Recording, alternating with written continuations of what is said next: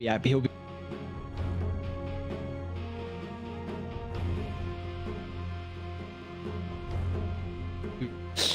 All right, underway. Second series of the night. Omega taking on EXECRATION. Keep in mind this is the 8th versus 9th play battle as well. Omega at the bottom at the moment, and EXECRATION ahead of them. We got a couple stand-ins too. We saw yesterday that Omega was playing with Christian Aaron. They're going to be doing the exact same thing, and then for the boys on EXECRATION, they have Mob standing in instead of a Bart. So we saw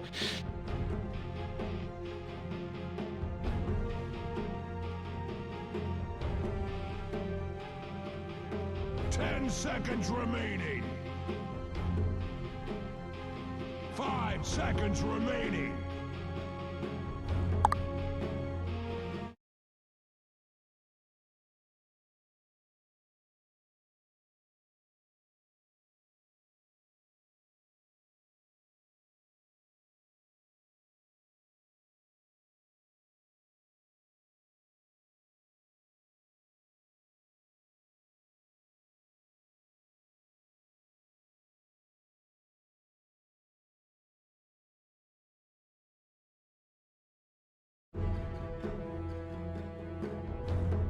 nice. Let's go.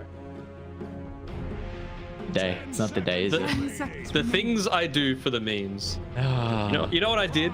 I was trying to download an alternative program so that I could have my background. The things I do for the memes. And then I realized when I had a look at the sound settings that for whatever reason that program was just turning off and on and off and on and off and on and creating so that I could have my background on static. So I do for the memes. And then I realized when I had a sound settings that for whatever reason that program was just turning off and on and off and on and off and on, creating so that I could have my background on static. So I do for the memes. And then I realized on the computer sound settings that for whatever reason that program was just turning off and on and off and on and off and on, creating so that I could have my background on a static.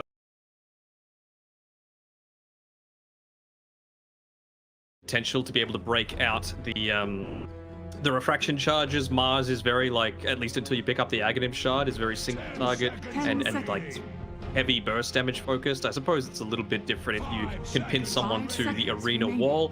Void Spirit, kind of in a similar boat. It's really only the Disruptor so far that deals a lot of small instances of damage that are going to be able to get through this TA's refraction. So don't hate the pick at all, and it's a good pick against the Void Spirit just in isolation. Yeah, and that gives you a lot of synergy with the Tidehunter as well. Double heroes that can utilize the minus armor. Great Roshan taking potential. And you've got your win condition now, so maybe you can go for a hero in regards to Prince that can look to be a little bit more active. They've even banned out the Conquer, so maybe they feel like this is going to be a side lane TA. Potentially. I mean, it's always something that you just want to deal perhaps with. 10 seconds remaining. Comfortable and experienced with each other, that you just want to take away a lot of the comfort, right? So done that with the Conquer, the Lena, like we've got Van playing his Magnus as well, is always something that you need. Yeah, without a doubt. We've seen some mag performances so far today, and at least EXECRATION, like, you know, we'll make sure we take that one out of the pool. They still feel like this is going to be a TA side lane. They banned out Storm Spirit in response as well. What are we looking for EXECRATION though in regards to the Momp hero? 10 seconds remaining. Hopefully my mic is still fine, because you're lagging for me for just a second. I want to see, for EXECRATION, I want to see a PL. I think it's something that, you know, maybe later on you won't be able to deal too much to the Tidehunter, but in terms of responding to the TA, I think it's exactly what you need. A lot of small instances of damage, you're going to be able to run over the line and the Grimstroke pretty easily, and then just allow the rest of the team to kind of deal with you. The one downside is it's not really a good gyro pairing. Sorry, a good IO pairing. Gyrocopter, good things for the IO. They ban out the PL. So are there any good IO pairings that you feel are available that could have a lot of damage over time to help deal with the TA? They banned out the Juggernaut themselves. The Luna? Is that still in the pool? Is Luna's still available? If they want to go down the tracks here for Mob. it's going to be a Luna disrupt the lane more than likely if they go down that route. A lot of spam. And they change it up short. The IO would be paired. So Monkey's even if gone. it's like, excuse me, even if the IO is the 4, you always want to just your safe laner, unless it's like a Slaughter IO lane, take huge advantage of it. Miles IO is pretty strong lane, and we saw that a decent amount at TI when Spirit were playing it with the armlet build that Collapse was going for a lot. So we'll see if that's going to be the... Well, that's a Collapse Mars. I don't think anyone in the world is as good as... That is very true. That is, yeah, you can't really... What was the stat? They were like, Spirit was 6-2 at TI with Mars, and everyone else combined were like 8-20 or something like that. Yeah, I mean, they're quite the anomaly, to be honest. The reason why they won TI, still looking for what EXECRATION can pull out. Look at the Medusa. Okay, so a relatively good IO pairing. You've got your win condition as well to head towards the later stages. Bit concerned if they can actually make it there, though, because I feel like if Omega go for a hero that can push the tempo here and really get in the face of EXECRATION and let the TA to hit those item timings, then it could be really worrying. What about a Riki?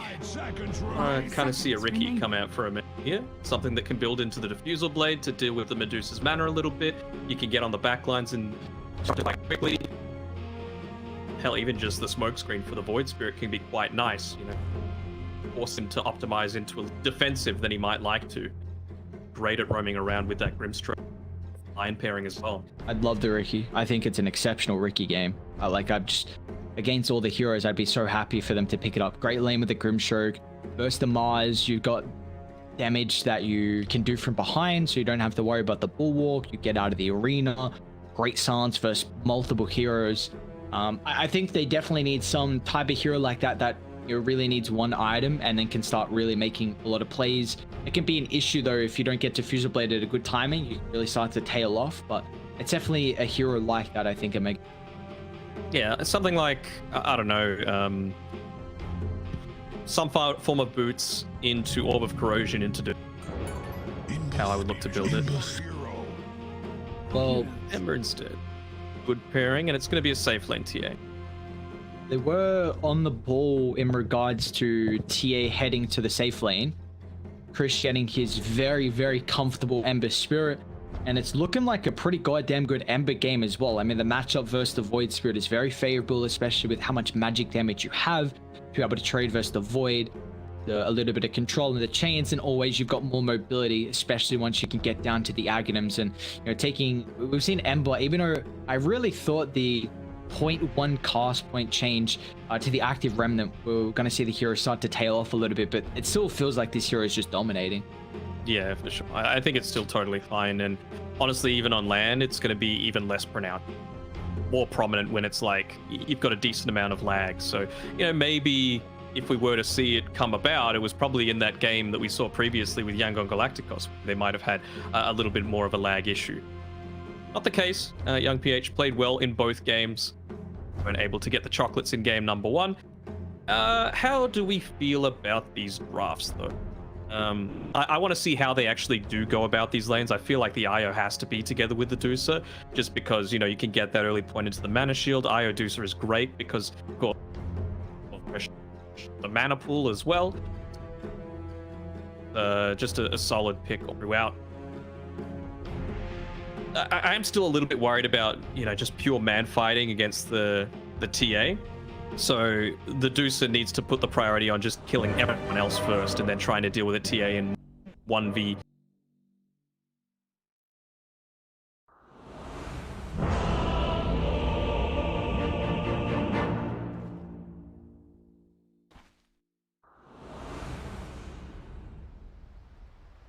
Very reliant on the Ember having a good game, because you've got a...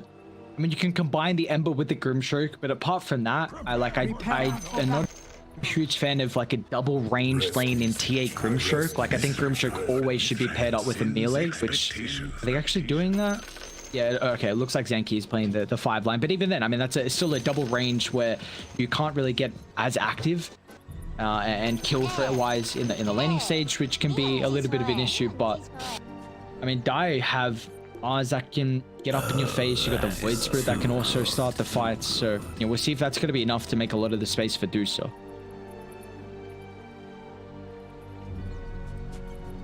Do start to make those rotations. Yes, it's that Krish has a good laning stage, but got the hero to do it. You know, you're very, very strong against the Void Spirit in lane, and then Lion, Grimstroke paired together with you. Everyone except the Deucer dies, and honestly, maybe even the Deucer. I think though, if there's a game where Krish can kind of show how strong he can be as a position too, it definitely could be this game. I think the Ember looks incredibly free, and he's going to have to make an exceptional amount of plays. Just give that space to Prince. But I'm going to give the edge here to Omega. I feel like they can run over this game once, you know, Prince gets that first Aegis and just really just suffocate the map.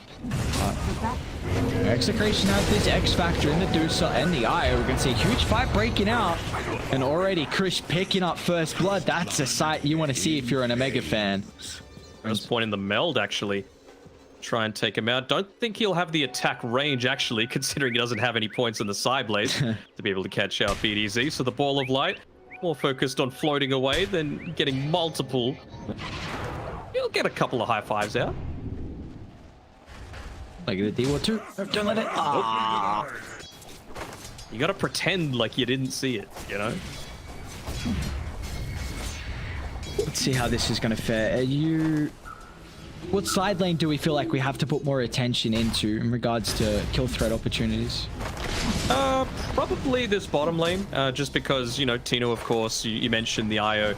Mars pairing, it can be very strong early on, but with that point into the meld, you know, you can dish out a ton of damage super early. Like, Lion doesn't have bad right-click damage. 51 isn't terrible for a support. And you're going up against heroes that don't have the greatest armor. I mean, Mars has got 2 at the moment. And I mean, Io is currently sitting on 3, so we've also got a lot less HP to play with on the Io as well. 300 less than the Mars, so focus. Gonna be some issues here in regard to how they can at least trade early, but I feel like level 2s on Dire is gonna be a very strong. Top side, RR. Be able to find another kill. That's Van and Aaron to get aggressive up in the face. I mean, this is it definitely feels like both side lanes are relatively weak. I mean, Dire can just spam out the abilities with Thunderstrike and Mystic Snake, but Raiden are really the ones with the kill threat. Much like cordwood before axe attacks, Dire's top tower Not sure how under attacks. How smart it is to just be going on into Tino. He's still got plenty of resources for regen. You've got the headdress finished up by Io. Go away, make sure to do this little bit of a fake block, even though they've already got it warded up. Just getting more and more regen delivered out to himself. Try it again for RR. Is Aaron actually going to get it himself? Tide, you're backed away. Didn't even get any right-click damage off. He wants to pop the mango for the stroke, but doesn't get one more right-click to bring him down to the threshold. But regardless, the self-popped. There's a lot of resources brought out to this lane, though, from RR. He's got 5 tangos and 3 mangoes. Lane's going pretty well for Omega, but I'm seeing a surprising number of denies come out, particularly from the Mars and the Ember Spirit. A couple of range creeps, actually, in both lanes being taken away that probably shouldn't have been. So that might affect the EXP. Prince is doing a good job to make sure he's harassing with the denies that he's able to secure. Do you feel like there's any way that they can turn this matchup a little bit more favorable mid for Bob? I mean, even saying that, actually, look at the last hits. Bob is 15 and 6 compared to the 12 and 1. So in a matchup that on paper is not the greatest, Bob's doing a really good job. He is. I mean, that goes down to what I was talking about before, right? The being able to secure a few last hits. He was trying for some cheeky sleight of fist combos, but Bob somehow has just managed to secure a couple of range creep denies that he probably shouldn't have. So, I mean, rotations through are going to be nice, I suppose, but you don't exactly have the highest kill supports with the Disruptor and the Io there. You don't want to leave a Medusa on an island on her own, so it'd be up to RR to, you know, maybe try and change the creep equilibrium, but he hasn't worried about de-warding this camp until now. I mean, it's the 7-minute mark of the game, and now you've actually got an okay amount of kill threat on this top side if you leave the Medusa alone. It's going to be all off the back of how heavy they can babysit, and maybe even the stacks as well. With bottom going relatively well, and if the creepy equilibrium is pushed out like it is, then maybe BDZ can think about backing off and trying to start to create those stacks for Marb's Deucer. He's doing a great job so far, giving TA a good lane and also making sure that there's not any water runes on the bottom side of the river for Bob. Completely pushing him all the way back to the fountain. Manipulate the wave so it meets right in the middle on his side of the river. So done there by Omega. Was a very good start, at least in regards for Radiant, but they still don't have this net worth lead, even though they have the 2-kill advantage. So lanes for Dire have to be very happy, but it's just still going to play off the back of, I feel like the level 6s is where we're going to see the next influx of kills occur. I think so as well. I mean, much more importantly for those kills to land on Omega's side, late game, you would have to say the Deucer is something that's going to be way too difficult for a TA to deal with. So that's the case. They're not quite as dependent on taking that Roshan, taking those early objectives, and making kills happen with the bottom lane. Lion, another attempt. They don't have the 6. It doesn't matter. Zenki, Prince get aggressive. I think their observer ward on the high ground by the triangle actually scouted out, but Io backed off to try and stack the camp. And top lane, also just a little bit of aggression on Marb, making sure he's never having a free time and always up in the face. But yeah, nice awareness to bring up before that. When is BDZ going to start making the stacks to enable the Deucer? And as soon as he does so, then Mega look to jump. Prince rockets himself up towards the top of the net worth there. You've even Krisha Bob battling out. Level 6 is Bob. Oh, we just got the remnant placement. Nice solo kill for the Void Spirit. Keep in mind, he was against the hero that got first blood as well. So Bob is having a exceptional lane. Gonna try for the little steal of the rune. Top side of the river. All right, another kill picked up. BDZ hand in hand. He's not going to get the rune, but picking up a second kill in the row for the Void Spirit. Considering, do you try and go for this kill attempt onto Bob? He had to use the magic wand previously, so he was sitting pretty low on mana. Would have had enough for the Astral step away.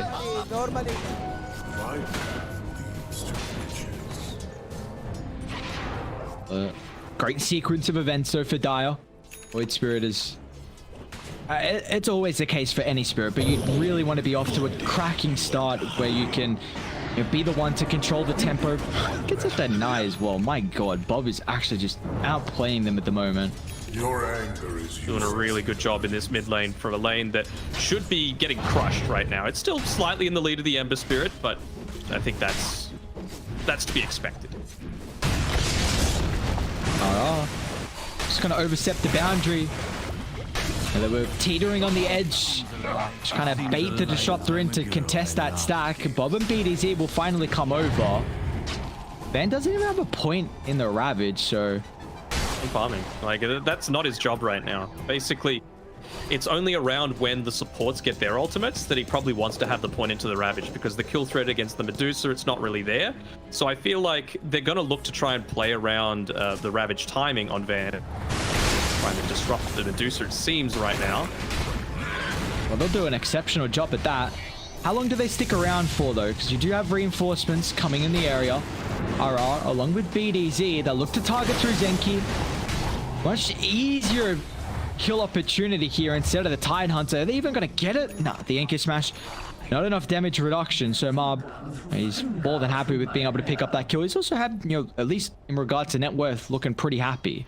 Yeah, but that was a full creep wave that went underneath this tower, though, so it was only one kill that he got for all that time being spent away. Tidehunter was able to secure some of those stacks, so I think Omega are fine with that trade as well. Also, a bunch of that extra experience. It's all about the level 6 timing, particularly on the Lion. Not so much the Grimstroke, but definitely the Lions. So if I was Omega, I would be looking to feed Zenki through Orb of Knowledge, so you can start making these rotations as soon as you can. Krish has been able to spot out this little bit of a stack that's built up here. They've got vision that it's happening. Might be a little bit slow here on Tino to be able to stop it. And he might even get the D-ward in the area. Tino, connections out. Follow-up from Bob. Goodbye, Krish. Eviscerated once again, and Zenki, the pings are coming through. Exactly the position after he chopped that Observe Ward, and You want to spear him to the low ground, though. Oh, even got to beat him down to the low ground, but I'll pick up another kill. Double for Bob. He's dominating. I mean, yeah, you give up the hard, but you still at least keep the Ancients rocking. I don't think they even gave that up. I think Tino actually secured a lot of those last hits with the use of the spear. It's level 3, so it does 250 damage. How's he looking in regards to net worth? Yeah, Tino's sitting pretty good. Remember, we saw he was a big reason of why EXECRATION took that second map victory over Boom yesterday when he was on the Mars. So I think it was the reason that they did it. Dragon Lance available now on the TA. Was thinking maybe she might just want to get the Blightstone, the OP item, just for how much value it gives, particularly for a lot of this tower taking. They're not in a position to go for Roche just yet, but certainly can in the not too distant future after they look to take the mid tier 1 tower. 10 minutes about to come up. I want to see that tome purchased by Zenki, please. Radiant. They're going to look to try and defend this bottom tower. They got the Tide TP in. What's occurring by the power in Krish? And they get the kill on BDZ. Even Bob's actually going to TP to the area. They're lacking a little bit of lockdown at the moment until Tino actually gets a connection. Christian trouble bursts it through thanks to the actual step, and another perfect spear from Tino as we're able to transition this into a second kill. And what do you know, Bob is the one to find it. This is just outplaying happening right now by EXECRATION. Like, they should not be in the lead at this point of the game, but time after time, Krish is unfortunately getting caught out in the wrong spot, really not making full use out of that first blood that he was able to secure for himself. Got the tome waiting there for the Lion next to the tier 1 tower, so I think that's really where they're looking to make this next rotation through. Need his level 6 though. Yeah, he'll need a creep still before he's able to make any kind of rotations happen. You know, he's got it. 2 smokes available to join together with Krish as well as Aaron, and I think they want to make the rotation through to the bottom side of the map. You can see now that Vanny's got the point in the Ravage because they've got this actual kill potential. Prince. Here's the target of EXECRATION smoke. They've also got the Static Storm as well, so they're going to look to use the first one of the game just to blow up the TA as she's trying to farm the Ancients. Radiant. Can they look to get some retribution? Krish go back in after the glimpse. Should be at least a 1-for-1 trade, but you're really not happy with that considering Medusa's just farming across the map, and you know, TA needs to come online a lot faster than what Medusa does, but they're still able to chase for more.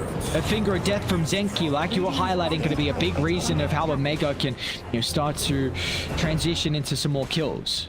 Okay, well that makes it okay. You know, you at least get the trade. Sure, Medusa's farming, but you don't lose your Ancient stack. You're going to have Prince able to TP straight on back there, but I mean, that sort of thing doesn't happen. The TA doesn't die if those couple of previous kills don't happen onto Krish, right? Like, you get your level 6 earlier on the line, you're able to make the rotation towards the bot side, which they were going for, be able to connect together with Van, but they just had to turn 180 and try and protect their Ancient stack.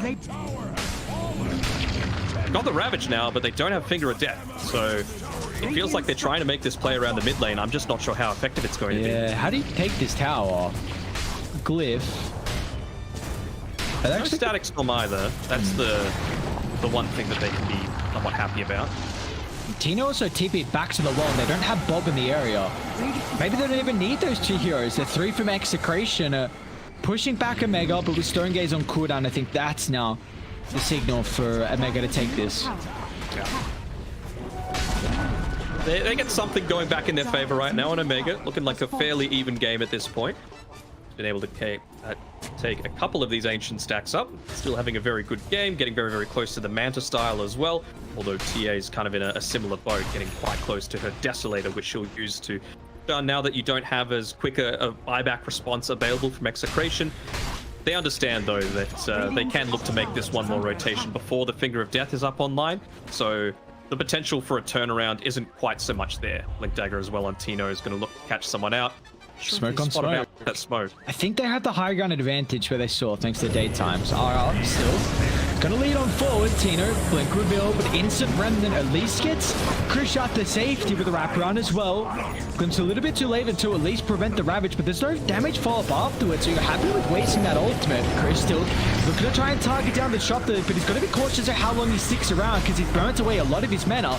So Bob's just going to look to try and target down with the Ember Spirit. Keep in mind, this is a team fight that's breaking up without the Templar Assassin. You don't have the carry to look to get involved, and in fact, it's already Marv on Dire that's even showing up at the moment. So the extra +1 advantage for Execration will secure them a nice little skirmish win. Nearly thought that the Ember Spirit would get away there. Van did a good job of making sure he was right in the center of that team fight. Even though he's not doing much damage, he made sure to get the Anchor Smash off onto the Medusa. So even with the overcharge, she wasn't doing all that much in the team fight. It felt like most of the damage was being done by... Bob, is he in trouble? Finger of Death? Yes, he is. Zenki. Another great use of the Finger of Death. Felt like it just came off cooldown.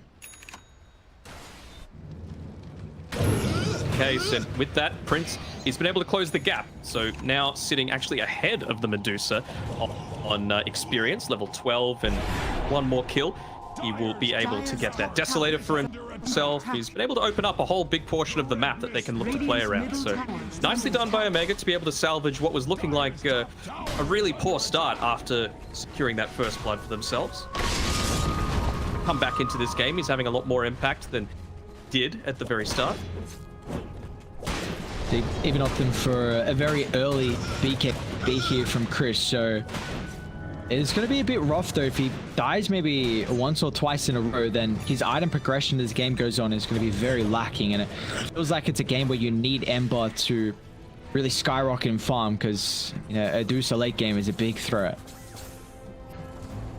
Nearly picked up the Mithril Hammer component at least, and they might look to try and defend around this mid tower, considering there's the siege creep wave. Going for a bit of a wraparound here with the kill threats.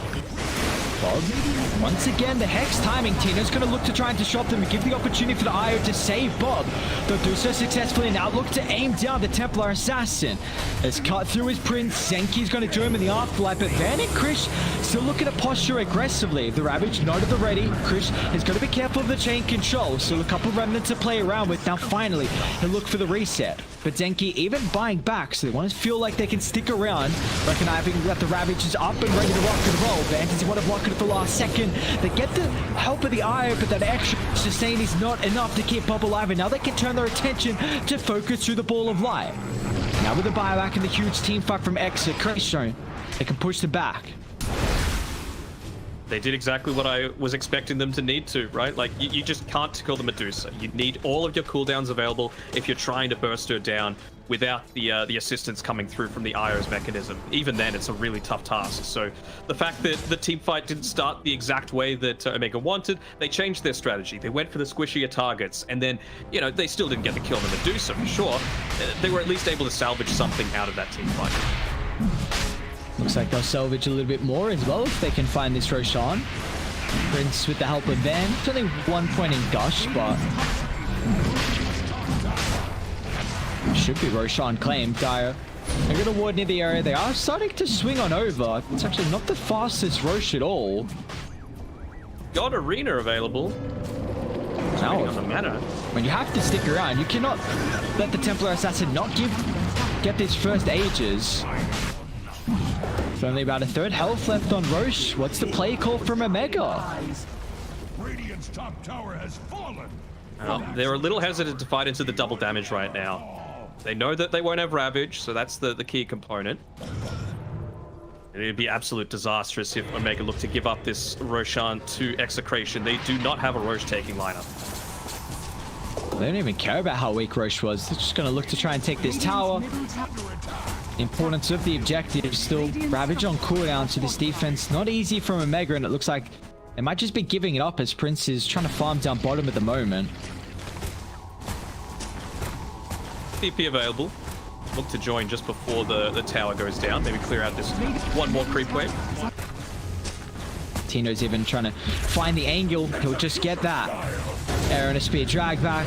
No way you can keep the Grimstroke alive now with this positioning.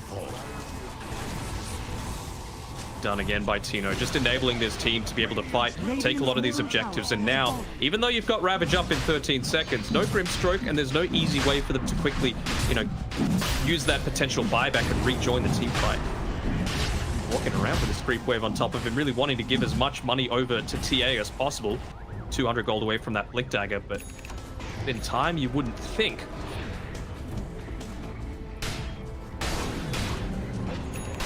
So they're even pinging out, wanting to like build up another stack so that Prince can take it. And I think he's just saying, look, I need this Blink Dagger right now. I cannot wait for the next stack to spawn.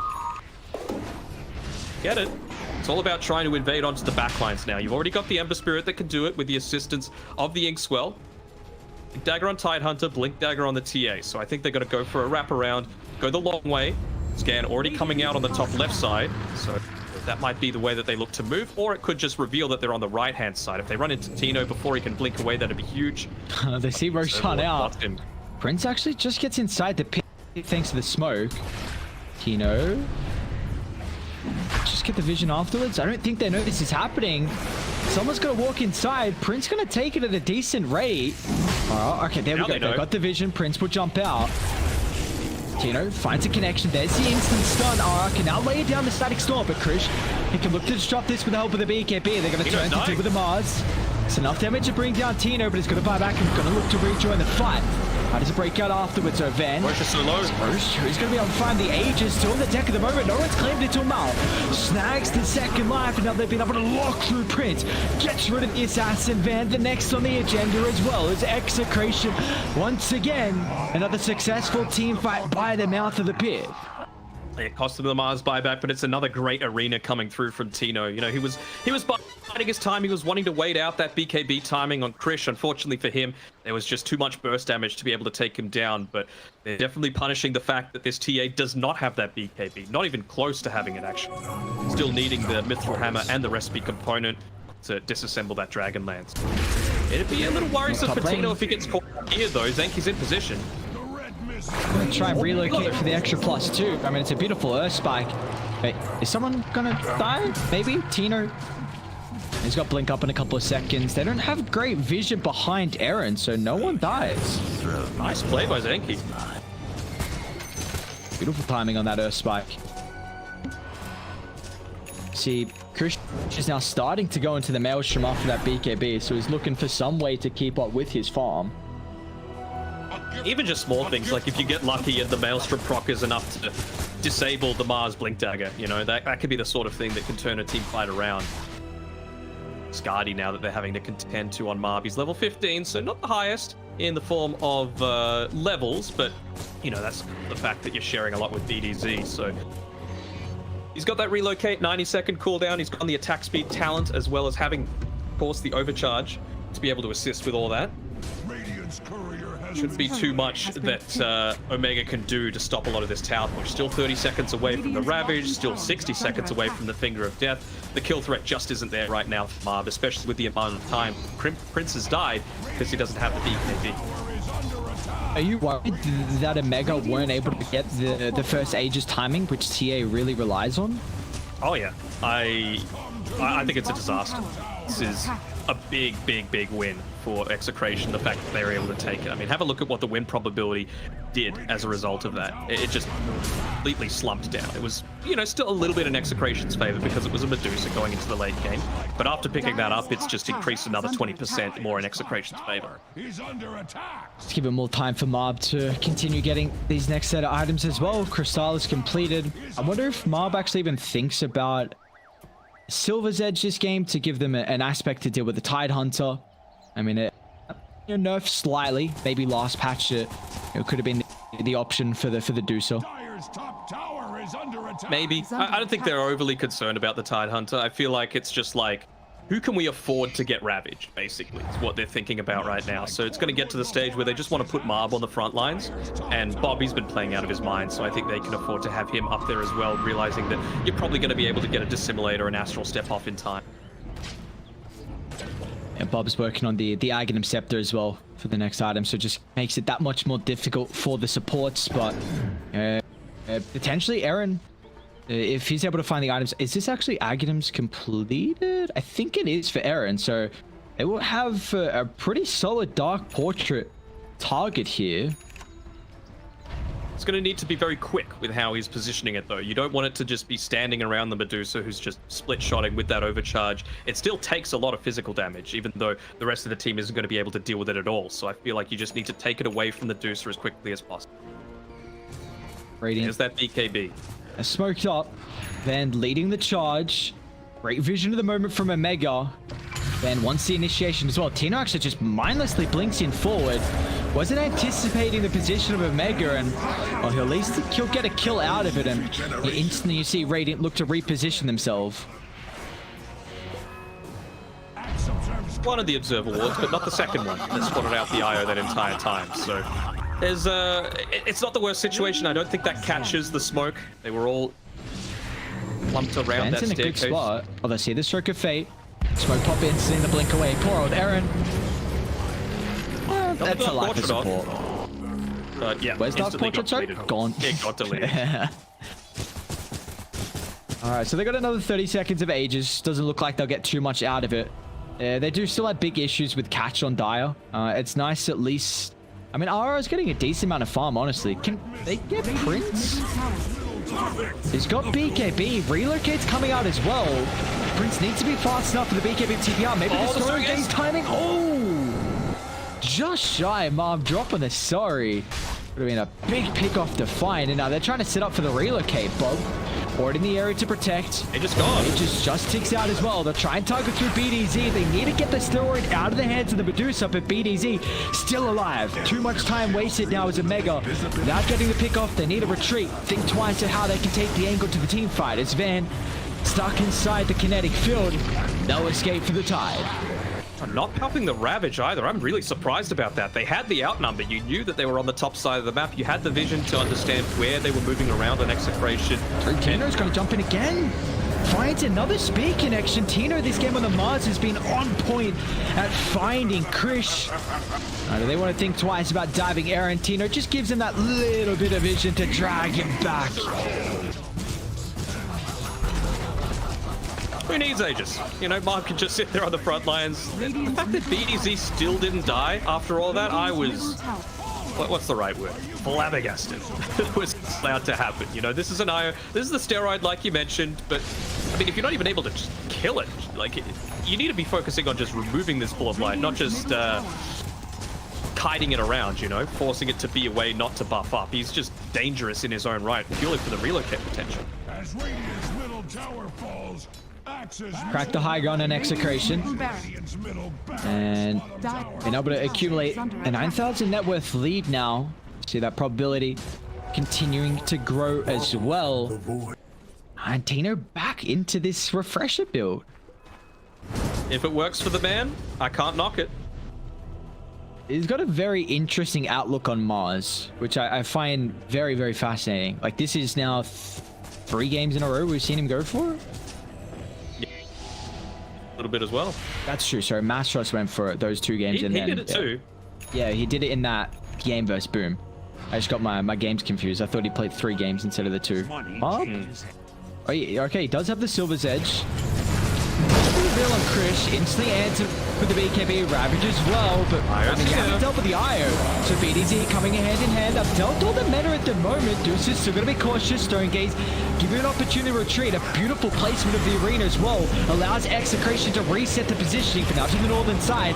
There's no damage fall with the Static Storm. It's mainly just being a nuisance for Krish, but once it expires, they can look to jump in for more. It's Van recognizing the ability. No!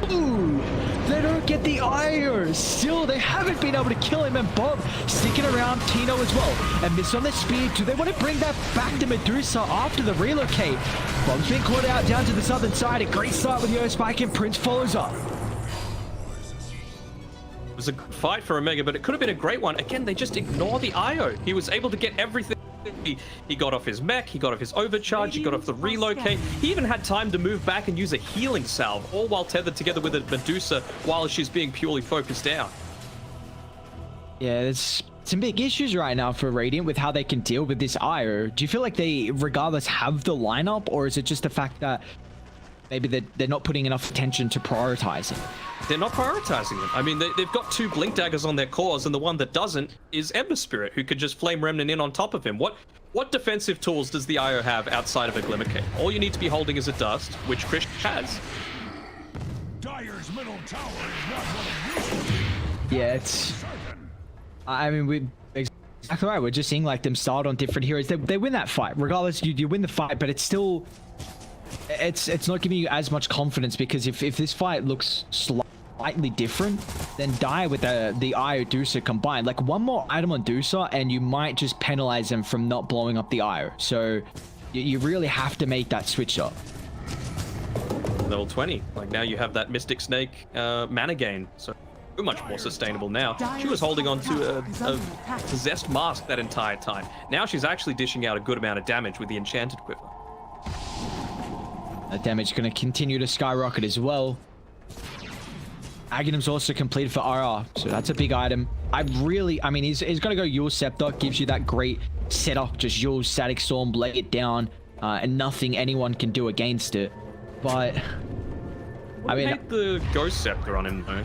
I was even going to say the Aghanim shot, but probably they're hoping they get that from second Roche, because they don't have the greatest lineup with Ag shot. I mean, Void Spirit's already got his. You could argue the Mars, but yeah, we got to smoke up once again. Van, pretty similar positioning that we saw last time, but this time a break, so he won't get the vision advantage to blink away. The instant burst simultaneously down to the river. Krish is looking to try and find at least his own pick-off for the BKB now completely for naught.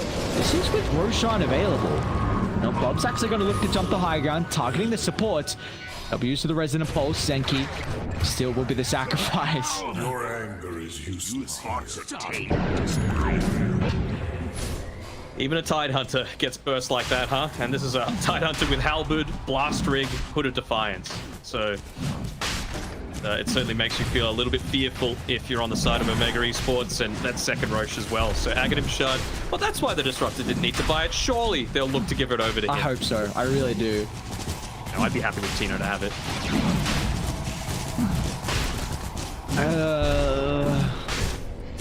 Tino's played a very good Mars. Yeah. I don't know, man. I just rate this Ag shard on Disruptor way too highly. And you got someone who's going to heavily utilize it too. Yeah, but you know they're going to use it on Tamab, though. Just be that greedy. Look at him, he's freeing it right at the spot. But still. I wonder if they'll even give it to the IO. What's the IO's on? The tether, like if you go into the tether range, it actually stuns you. Dire's bottom tower is under attack. Ooh, Medusa. Man, come on. Oh, I'm hearing a BKB. What's going on, Tino? Lockdown Aaron thanks to the Aghanim shot, but another beautiful arena, man. Tino. His placements with these ultimates, it's not enough to lock through Van. The extra heroes don't get involved, but they've got so many items now. You've had the Butterfly delivered over to Marv. You don't have the Grimstroke available, so that Inkswell, the Dark Portrait isn't going to have its max effectiveness. Wave pushing in with Aegis backing you up. I mean, the Cold-Blooded is nice, just like I said before, the Mystic Snake mana game. Might be in trouble. Let's see if they can burst it down. Van, no messing around. Just drops the Ravage, but he's going to buy back if he wants to rejoin the fight. Gotta kill the IO. They might not be able to, I mean, they might not even need him.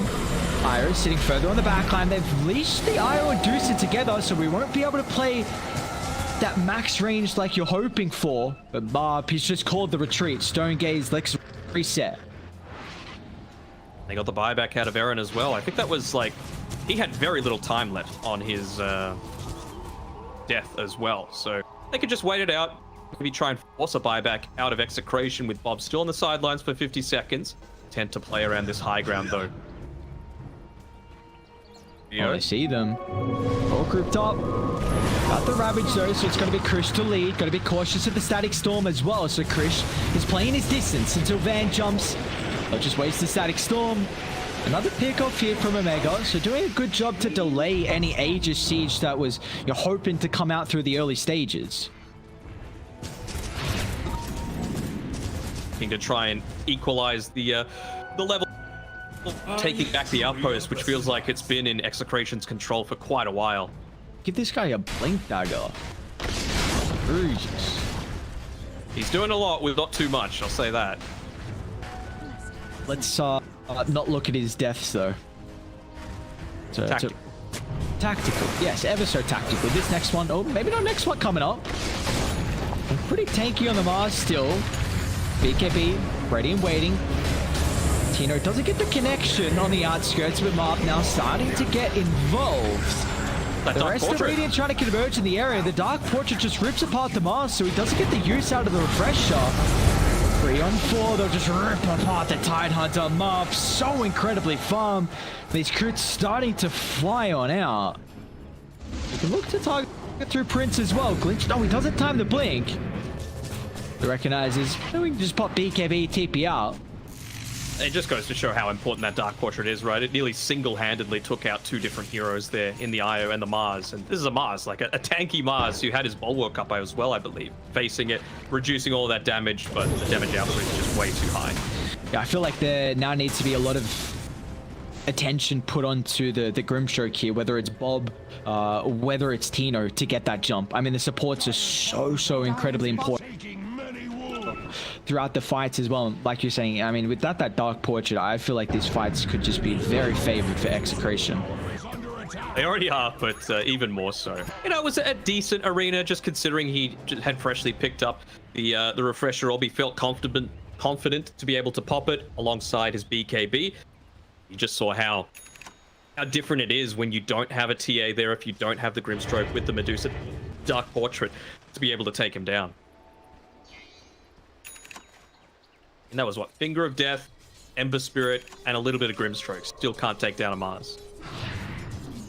They do at least have the answer to the Butterfly. Prince has got the MKB completed now. There are just 2 lone heroes the bottom side of the map from Omega. Marv and Io, not the greatest Roman duo to get these kills. How often do you see an Io go into a BKB? Oh my. Okay. I mean, I really don't hate it. I feel like it just literally anything to keep you alive. I mean, it's understandable, right? Like, the first line jump. They've caught out the Grimstroke. That's the key priority we've been speaking about. But a further team fight will not break out. So BKB, arena drop, but maybe with the death they can look to walk up high ground. They've still got ages for another 5 seconds. Metaphorically speaking, Axe does not back to the bot side, push in bot lane, and no harm, no foul. But yeah, I mean, it gives you that second line of defense, the BKB on the Io, right? He's going to look to, when he gets jumped on by the Ember Spirit, use the Glimmer Cape. He's going to have a Dust at the ready to try and take him out. Then you can just BKB, and you're not really all that concerned about it. How can they mount the defense? Siege creeps as well. More than likely just going to have to wait for the Grimstroke. Radiant, maybe they can find an angle if they wrap all the way around. You see how dire positioning though. Tino are so far in the backline so they don't get caught by the Ravage. They're patient. They're playing it well on Execration, respecting the Grimstroke. Their memories are quite good. They remember how effective that Dark Portrait is going into the Medusa, so you definitely don't want it, to be there on the front lines. Very close to being able to pick up that level 25 talent. Extra split shot modifiers, especially when you've got the Eye of Skadi, crit coming from the Silver Edge, and you've even got these tier 4 items coming out as well. Handy. Radiant trying to find an angle into this game. Smoked up, but they haven't found anyone just yet. If they can drop the ward on the high ground, this might be a decent slot for them to take the fight. Van instantly, once again, dropping the Ravage, the recognition, just to deal with the Mars. They'll take him out of the fight, but keep in mind now, that's no Ravage. They're going to have to reset, decide if they want to stick around or not, as Mob. I mean, this Medusa is just remains undefeated right now. How to kill and break is out, combined up with BDZ. They're still unable to target the Iron. Bob, Remnant up at the moment is going to be cautious. He can reset his own positioning once again, but Prince lock onto a target. BKB is going to protect himself for Glimpse. Successful. Bob, can he find the angle onto Zenki? No, they won't even need it. Skadi slow. Krish still just playing the outskirts as well, so another very awkward fight from Omega. It is. In particular, it was on Aaron. He just walked up into a stone gaze and ends up getting... I think he was targeted in particular by Bob. He made sure to get both of his resonant pulses onto him to have the full silence duration onto him, so he wasn't able to get that Dark Portrait or the Soulbind off. Feeds his life away, and again, you don't have the damage to win these team fights unless you get the Medusa Dark Portrait happening. I mean, Bob's catch potential is through the roof. He even completed the Blink Dagger, so just recognizing the importance of getting on top of these supports as best as possible. He's 25 as well with the Aghanim Shard completed, so good luck trying to play the game if you're here sitting here on another jump in. Grimstroke shows himself, and instantly he's going to be thinking twice about that one in the grave. Yeah, cool. Medusa's by himself. Yeah, pretty much got 4,000 health to play with. Krish as well, trying to push away the backline, but Medusa's just like, yep, cool. Don't really give a damn, guys. What are you going to do against me? They've caught out Krish once again. Tino, he's been on points with the spears so far this game. Krish is just put a foot holding into this. That is the longest Aether Remnant I've ever seen. The taunt stun going for a very long range there, but this game is over. Unfortunately, just another jump from Bob. Bob's enabling them so much. Without a doubt, it's just the recognition. Let's do the support. We sing the praises, and whenever you do that, the caster's curse always flies through. But Mob objective-based gaming through and through. Second full set of barracks now claimed. I think you're fine to do that. It's just creating space. Oh, no. Yeah. 62 health. It's just... Now, I feel that they go for the relocate play here. just to take it out, you know? Honestly, bring him and Disruptor. It's just the eyes. Just to be a little cheeky. Anyone, bring some of the boys.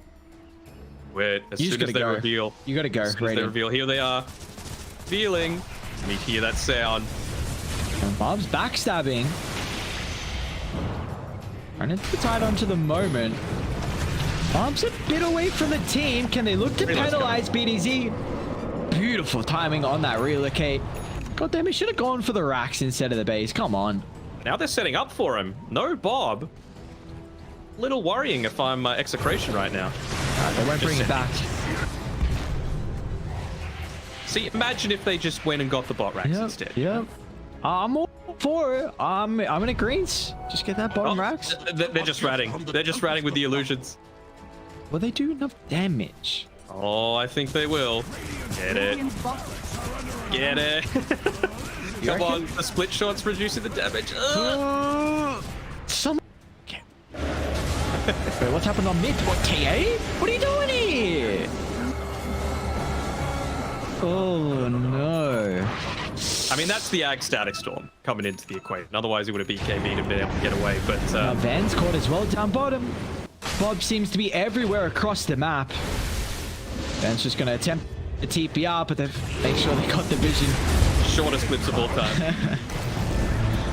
Now he's going to have to buy back instantly. He's got the Ravage for this last defense, but they're not going to get in position fast enough to keep set of barracks and prevent the Megas. Van jumps in, but where's the TA follow-up? Still not there at the moment. Pyro down, so they won't have the extra steroid for the Medusa. Tino's going to try and position the arena to protect her, but it's not enough. They've killed us. At least a decent target. Tino will tap the BKB into the TPR. Simultaneously, Bob able to get himself out to safety. Is such a slippery beast to be able to deal with. Heavy cost though. 3 buybacks. Megas completed, and all it really cost you is the Medusa. Wasn't able to pop the Satanic, unfortunately, and I'm pretty sure that was even without the Dark Portrait. So, I mean, the big thing for mine that needs to change is Aaron. He's, for whatever reason, just taking the front line way too many times. You know, you need to be playing behind the rest of your team. You can see he's going into something like an Aeon Disc, which, you know, I understand and I appreciate that, but I feel like just playing more defensively and picking up something like a Blink Dagger would feel much better. Yeah, coming over to contest it. No Ravage. Only 3 heroes from Omega. Static Storm drove. What a beautiful ulti. They'll still push him out. Prince claim the Aegis. Cheese and Refresher side. Honestly, rating, they got everything. Okay, I thought that was going to be so much worse. Tide can have the Refresher for sure. No, go back Rapier. Prince, he had it queued up, but he... I mean, I would. You just gotta make it or break it. Maybe it feels like Refresher Shard can be a bit of a condition for them to win the next fight. I mean, it's at the stage where you need to win every single fight now, right? Yeah. So, way that's gonna make that happen, I suppose, maybe feeling goes a little bit closer to the Swift Link since he already has one of the key components for it, but it's not gonna be a horrible item. It's definitely not. Definitely not. But it just feels like I still, even though they picked up that third Roche, it's Tino. a lot of fights they have to win. Oh, good reaction times there. I think it was the Century Joe. Chris actually going to jump. Tino will be fine. He's got the BKB. He's happy to force that one out. Yeah, because there's a DD up top that people are starting to ping, but yeah, Radiant, there's no opportunity to go ahead and pick that one up. So EXECRATION that really just going to look to suffocate Radiant inside the base. There are already items we're waiting for them. For Radiant? To die. Really, to be honest. I mean, I feel like they've got everything that they could possibly need. Just that double damage feels like the one for me.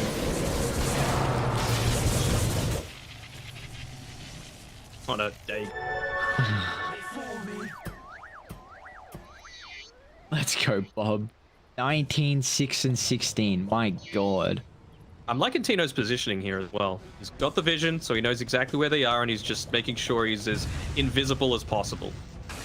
5, by the way. Ooh. Alright, it's over. Agam shot on Disruptor. DD on Mob. Prince is showing. Buybacks ever so lacking. Tino able to find the opener. They're going to look to penalize him here. What an earth spike followed up by the Ravage. That's the fight they're looking for, but the instant silence disrupts the second Ravage. The Stone Gaze will give them the opportunity, so Templar Assassin unable to do anything with a follow-up ultimate from Vamp, but now they've dealt with all the backline. Omega! Hold on a second, did they have 3 Ravages? Earthspike made it feel like that. Yeah, for sure. And they, again, didn't deal with the Dark Portrait. That ended up doing the vast majority of the damage in the team fight. The main priority for the Dark Portrait illusion, and it really should be at this stage. You know, it just dishes out way too much damage, and Deucer is the only one that can deal with it. There's no chance. Well, you don't say no chance. The only reason that happened is because Tino was a little bit too far forward. He still had 10 seconds left on his BKB cooldown, and he didn't want to use the Refresher Orb. Can they? I mean, Prince has age. You can't go for some static storm play. They'll still try it. They'll get rid of the first life. Looks like they're happy with that. Arena, static storm. I mean, static storm doesn't have the biggest cooldown. 61 thanks to the quickening charm. And you've used the Refresher now on Tino. And it creeps. How are the creeps getting cut? Dire's middle tower is under attack. Only buyback in the game is the Deuces. Have the Ember at the moment. No boots of travel, so it's going to be difficult for him to connect. They also had the Inkswell, by the way, on the Dark Portrait illusion, just healing it up that little bit to keep it alive. I'm telling you, that is honestly the main source of damage on this team. And it sucks because it doesn't show up on the fight recap either. Well, it doesn't show up with how much damage Grim's doing? Okay. Nope. Well, what are we looking item-wise next? TA 3,200 gold in the bank. Well, I actually want to see the probability after that. So it's down to, I mean, it's 5%. It was 100 before. Right. So give yourselves an opportunity. How much of a swing was that too? Jesus Christ, that's a big one. Man, I miss the old graph, honestly. I just miss it so much. Give me multiple graphs. You know? Oh my. Ben. Doesn't have the first Ravage just yet. They're going to instantly jump Aura. Prince is able to get the BKB off fast enough. And Chris is actually looking to hunt for more. They can target down the eye. You got to be careful if you group up. Ready to rock and roll is tied. They're trying to find the angle in. It's a little bit slower than what the Ember is. Relocate out to safety. Bob and Tino still standing hand in hand. Do they bring back the Deucer for this fight? The creeps are in the base. I don't know if Radiant can actually stick around. Tier 4s are starting to drop. Krish is going to have to do it. But they see Krish now. No, they're not going to jump. Okay. Bob took the solo? Okay, he just jumps. Apologies. Aaron and Lion gets obliterated. Gem on the deck. Tino is now trying to find the opening. Ben snags the gem. And then try and protect the Templar Assassin as best they can. Christian getting involved as well after the buyback. Deuce is making the long trek over. It's going to take quite some time. Christian's playing with fire though. I mean, someone needs to get back. Tier 4 is still starting to drop. Prince going to look to turn. Bob protecting with the air disc still. And he's trying to find the window into the fight, waiting for that perfect opener for the Rabbit to taunt. He jumps right into it. That's not the opener you're looking for on Van. If they can bring it down before the ultimate, that's the exact fight they're looking for. The first shoot, waiting for the second. A perfect timing from Zenki, but Van still hasn't found this ultimate just yet. He doesn't have the mana. Nonetheless, though, Prince still starting to go to work, but he's too survivable. The damage is through the roof. The helper BD, the G's are dropped. It was a nice attempt, but not nice enough. The Dire Creeps all celebrating, doing their job all throughout, constantly taking one hero away from that last team fight.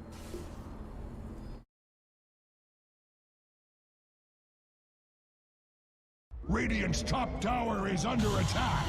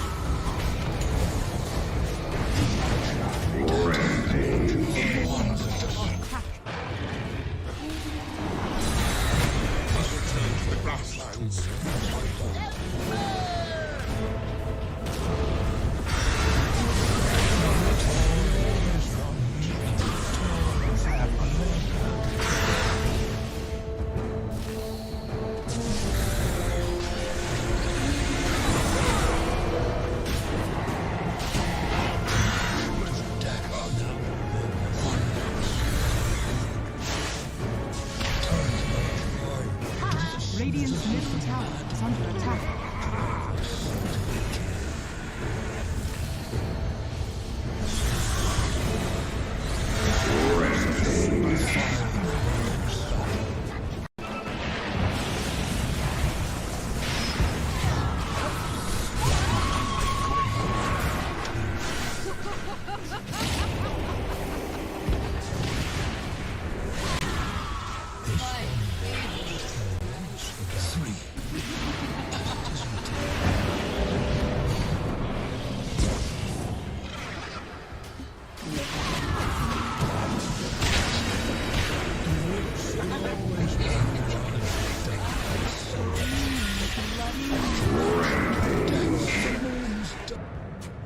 Radiant's bottom tower is under attack.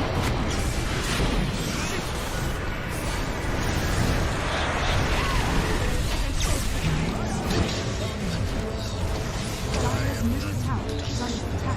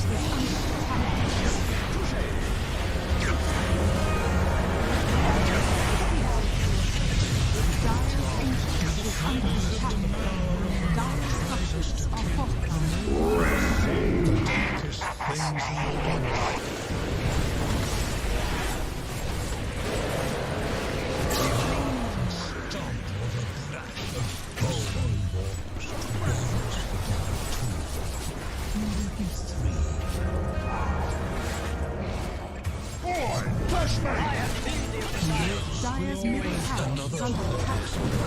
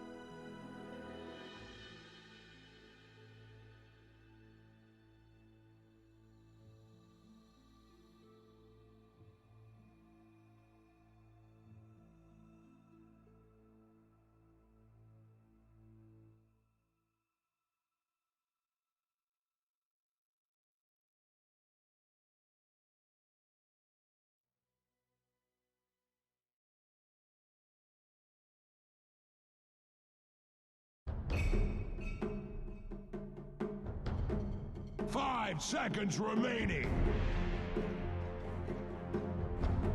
Radiant team ban.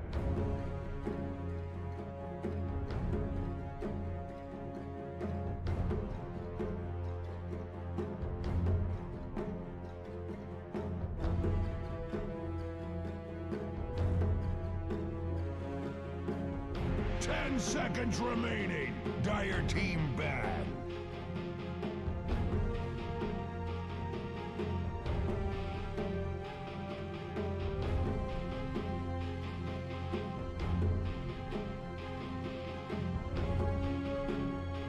See, I don't think there were many draft issues for Omega. I think their draft was perfectly fine.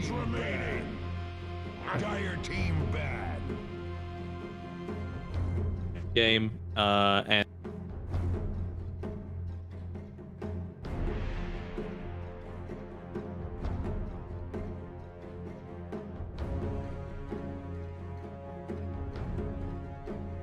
10 seconds remaining. 5 seconds. it didn't seem like a bot had to do anything, you know, completely crazy to carry that game for the rest of the Radiant team pick. I was going to say, if we're going to see any Mars gameplay, it's actually Execration that banned it out. So Tino, he's been looking really solid when he's playing the Mars, and when he's not, well, we're going to find out if that's going to continue being kind of the rough trend. So what's that? We're going to see a different offlaner? Crazy, right? No Mars, no Magnus, no Tidehunter. Honestly, I'm a bit relieved. Give me something different. Beastmaster. Dire team. I don't want to see Pango. Enchantress. Well, we haven't gotten a lot of love for like Monkey Dawn today. The other flex, you know, we saw Weave on day one a little bit, but at least our day one. Not really offlane though. I'm talking specifically offlane. Yeah. I want to see what else can come out here. Dire team. Quick look through. Lycan.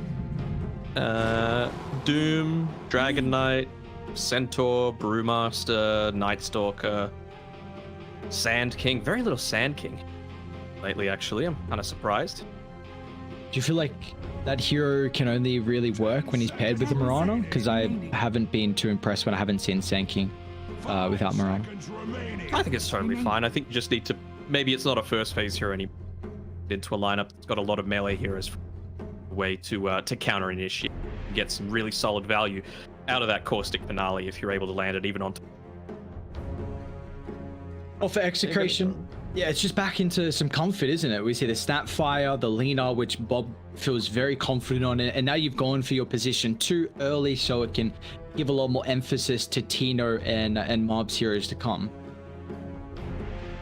It's going to need to be that way because, you know, you're going up against this Enchantress. Still not 100% sure if it's going to be in the position 4 or 5 role. A lot of the best teams do have the ability to rotate. Of course, we've seen Zenki play it plenty of times. Not as sure about Aaron. I don't remember him playing it in his time on Team Mystery. But, I mean, it is one of those heroes that, again, it's a lane securer. So if you're not winning the laning stage, which is something that the Omega Esports of old was always famous for, then it doesn't really feel like something that you should be prioritizing this.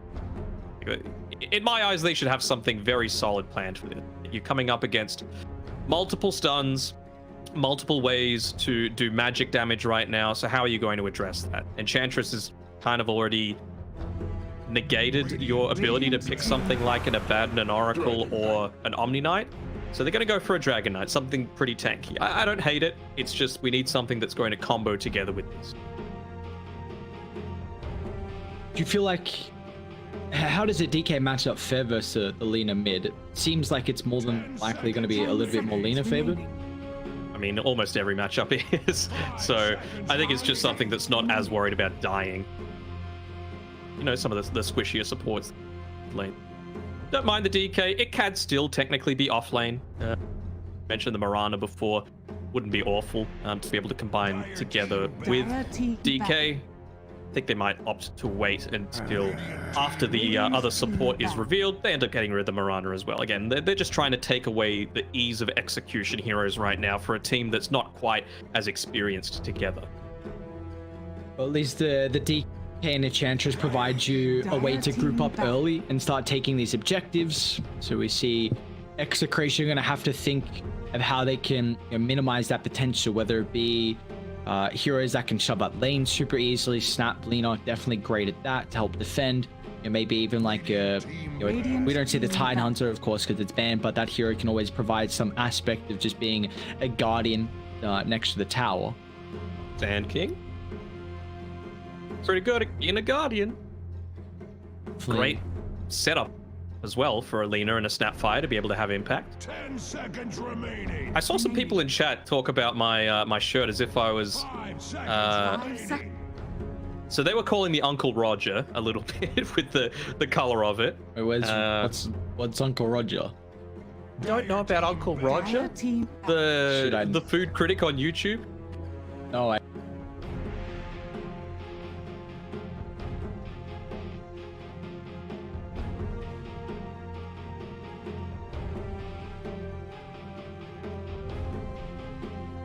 10 seconds remaining.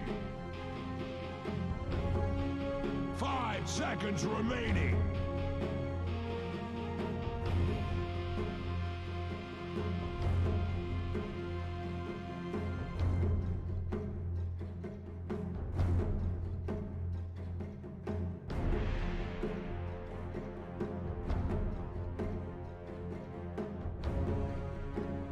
I would call it more of a coral or a salmon. Just okay. On camera, I'm good with sticking a red. You can stick with your coral, colorblind choice. Maybe a peach. That's not peach. That's okay. Maybe that's maybe there's some more colorblind people. Don't make fun of my colorblindness. All right, it's an illness that I'm stuck with for the rest of my life unless I got these special glasses that cost like $300, and I'm not wearing glasses just to see colors. Why not? Colors are dope. I don't know. You're missing out. Hate to I be can you. still see colors. It's just not the same colors as a lot of other people. No, you're really just hiding the fact that you can only see black and white. Radiant. That actually does suck. Those people that can't do that. All right, how about this? Give me a pop quiz. Point out something on some of these heroes that we've got revealed, and get me to guess what color it is. But you know them though. No, I don't.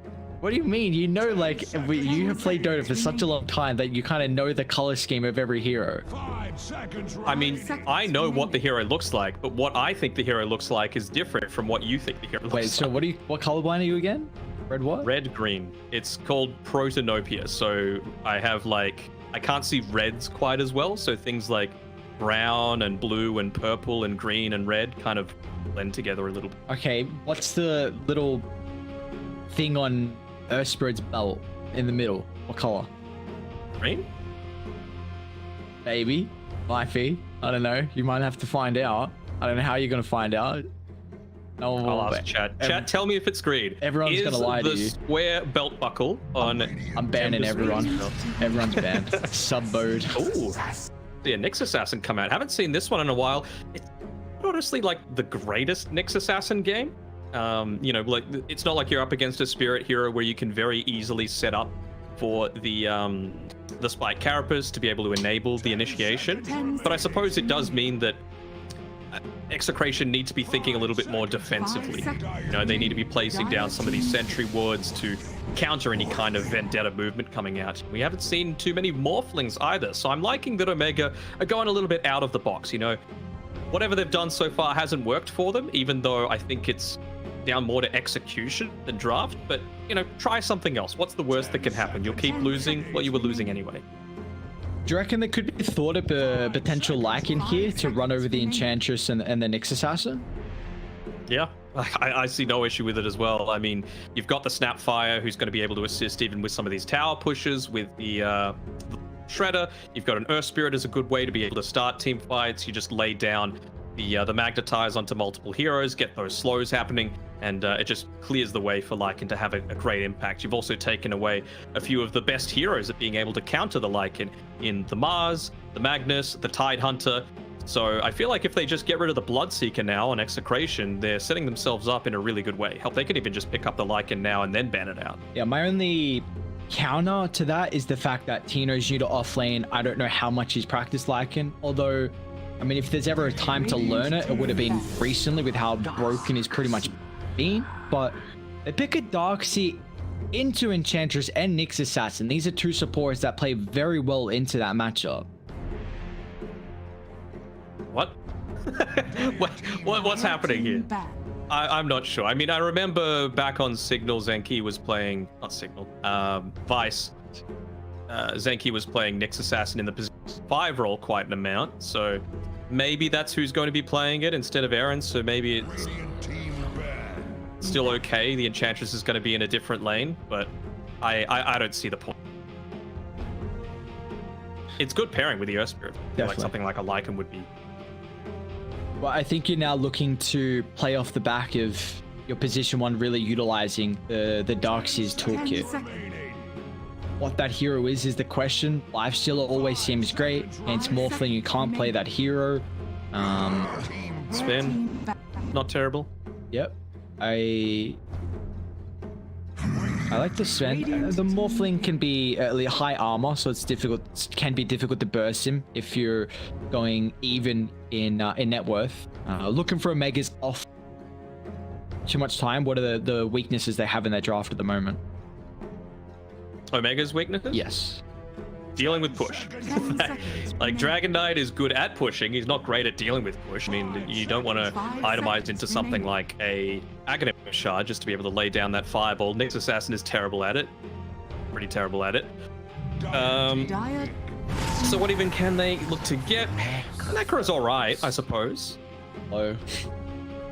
So slow.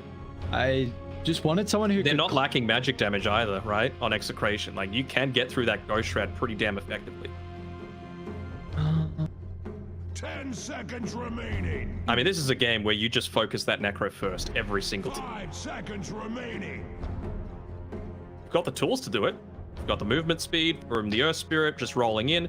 You've got the Darkseer being able to surge people around. You've got the burst damage from the Lina. You've got the silences. You've got the area control with the Vac Wall. And then you've got the Mortimer's Kisses laying in.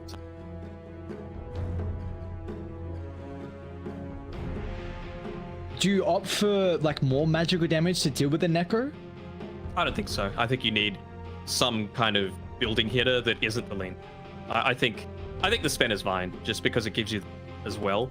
You also got the wall, the vacuum to combo the stun together with as well, and the God Strength to be able to dish out a lot of burst damage before a Morphling's able to get too much of the replicate. Sorry, Morph, Agi Shift off. That's the one. They're gonna go Luna instead. It's fine. It's more magic damage. It's still some good building take. I mean, I'm just gonna go Execration for this, even though I hate the Darkseer pick into the Enchantress. Yeah, I'm in agreement. I'm not a huge fan of the Darkseer. Man, how do you play Omega's lineup? Like, I feel like you have to.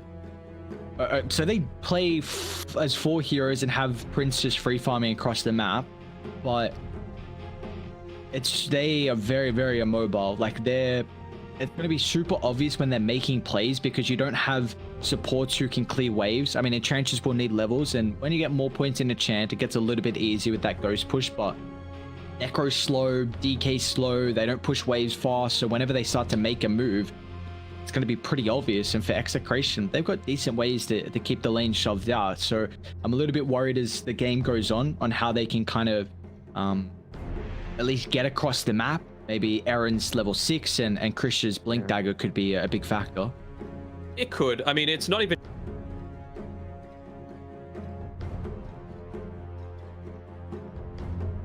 He's going to be getting farm in that way while being safe in the jungle somewhere.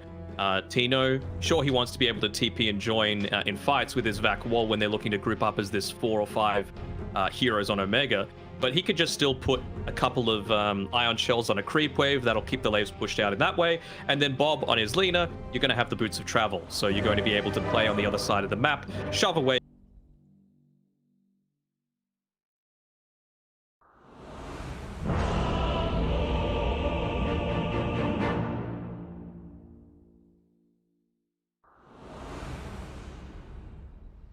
The lineup is about balling together. And if you're together as 4 a lot of the time, you're sharing that experience. And that's something that Execration are going to be very happy about.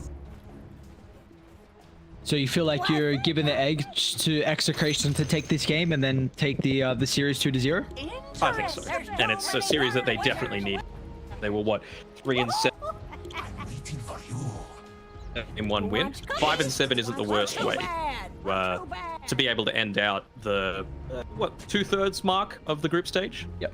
Yeah, definitely puts him in a respectable position where and we really don't know what's going on with the bar.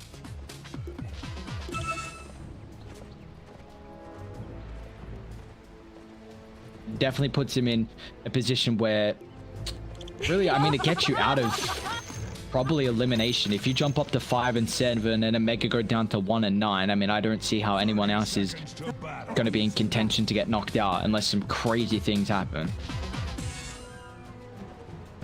Omega still have to verse Motivate Trust, which is not going to be an easy series.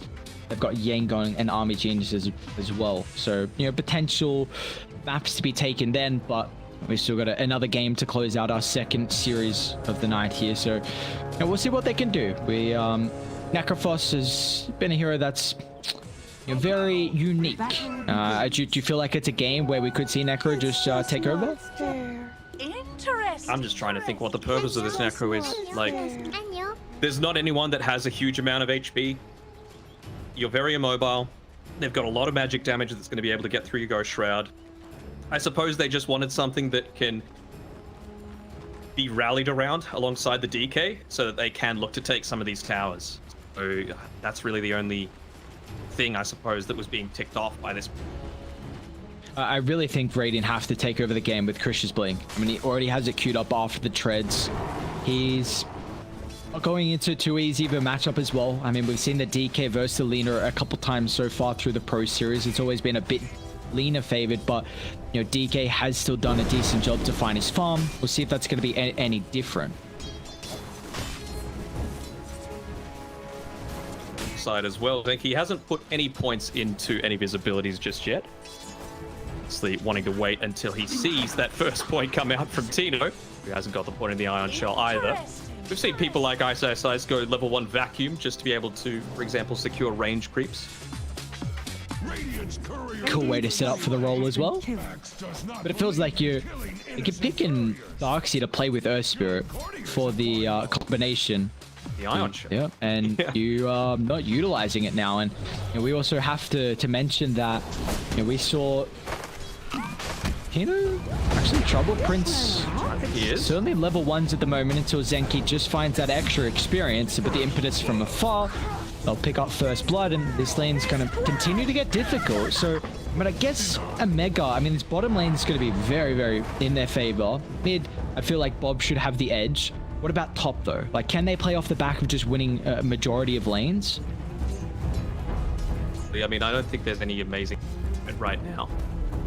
On either side, the top of the map, I think they should just trade evenly farm. I think it's just going to get to that point in the mid game where Creation have the tool to be able to extend their lead without doing too much. Just passively push out with the Manta, the Ion Shell, and, well, a kill definitely helps with that. The secondary one too.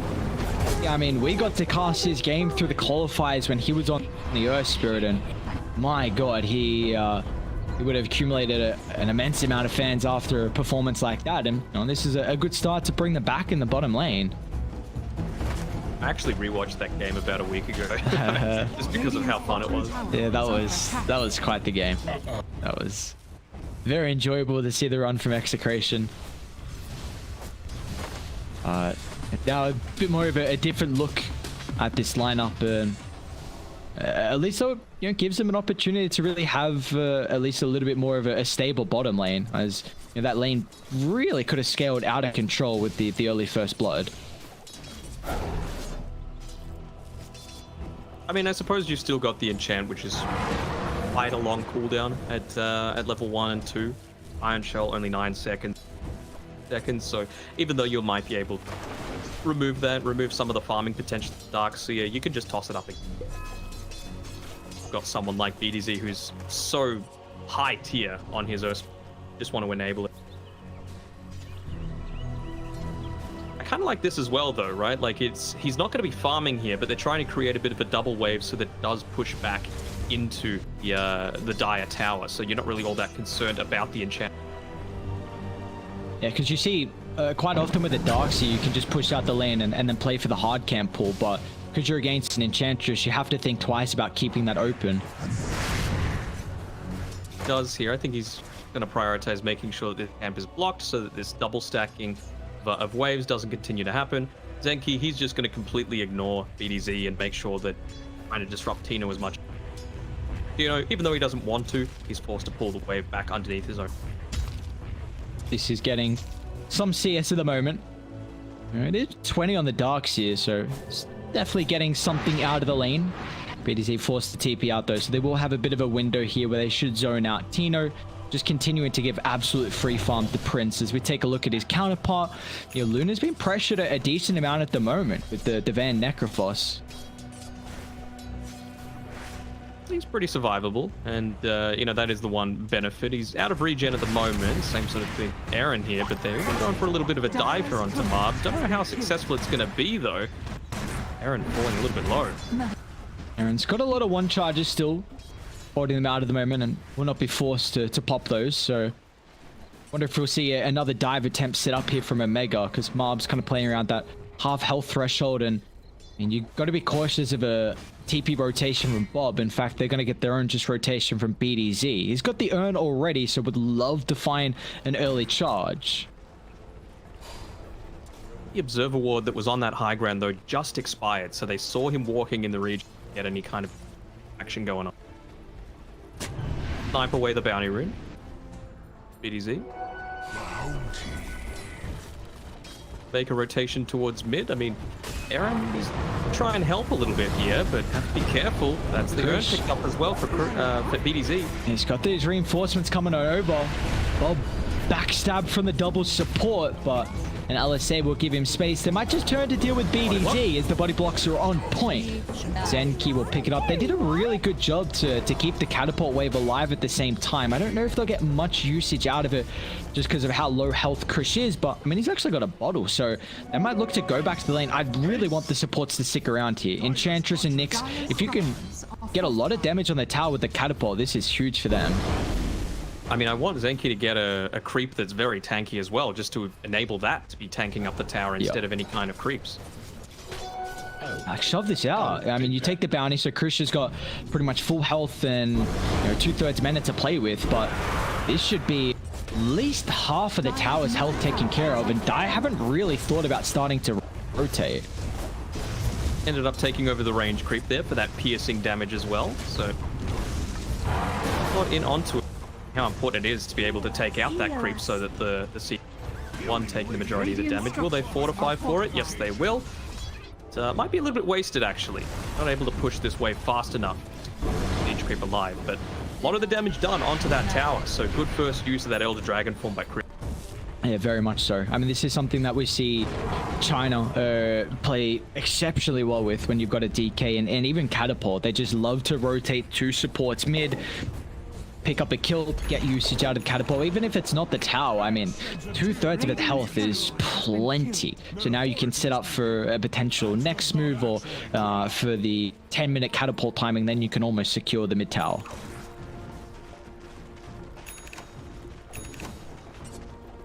The Dragon form has, in terms of actual uptime, it's only like a 55-second downtime, so it's not the worst. You could definitely look to play around it. Kill Prince and Zenki, picking that one up.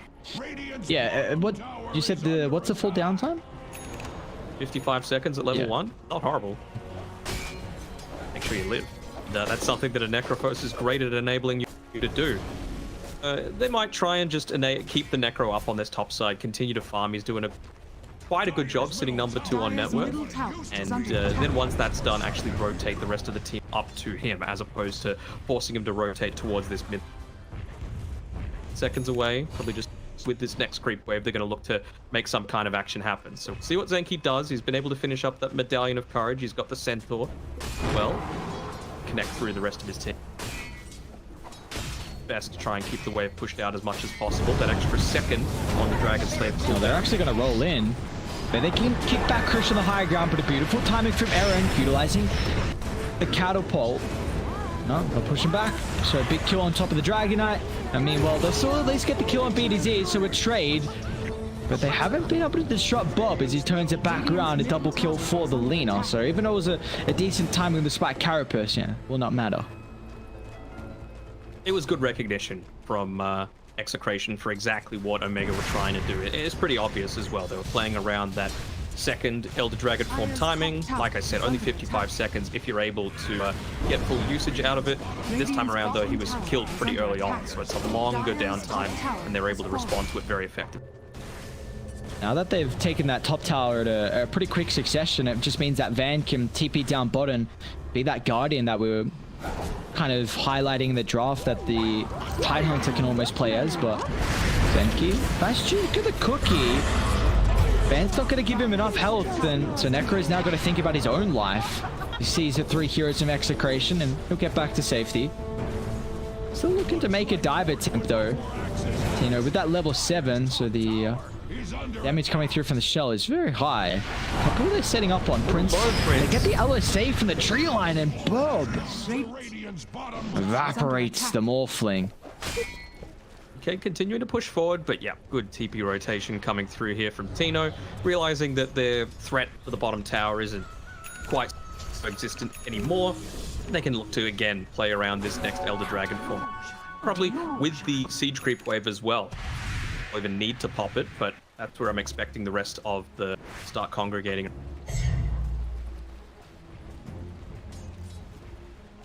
Morphling, that death. Did join in mid just for that little bit of extra burst damage. Having to be careful here. Didn't get the... Oh, not again. Up. Okay, he did just in the nick of time. Denkin showing up, and Prince actually going to turn it back around. He's committed in with the waveform, and you just see the issue with the immobility that Van has. Unable to get involved for the Scythe and claim the kill on BDZ. Aaron is stalking, though. Maybe he can just clip him on the backline, because BDZ is still sticking around. He's giving them so much information, so they'll take the tower, looking for more. The target's going to be Tino. A cookie to reposition him further and further away from the Scythe, and another hero just survives. Very nice team play coming out there from RR and Tino, making sure. Still though, it's another tower. Able to get one in exchange this time around, so opening up a whole lot more of the map for Mark to be able to farm. They're taking a lot of gold away as well. I think that was a double stack at the hard, and meanwhile Necro's just taking all the farm by the top outpost. So Radiant, they will continue to find these items for the cause as the Blink Dagger is soon to be completed for Krish.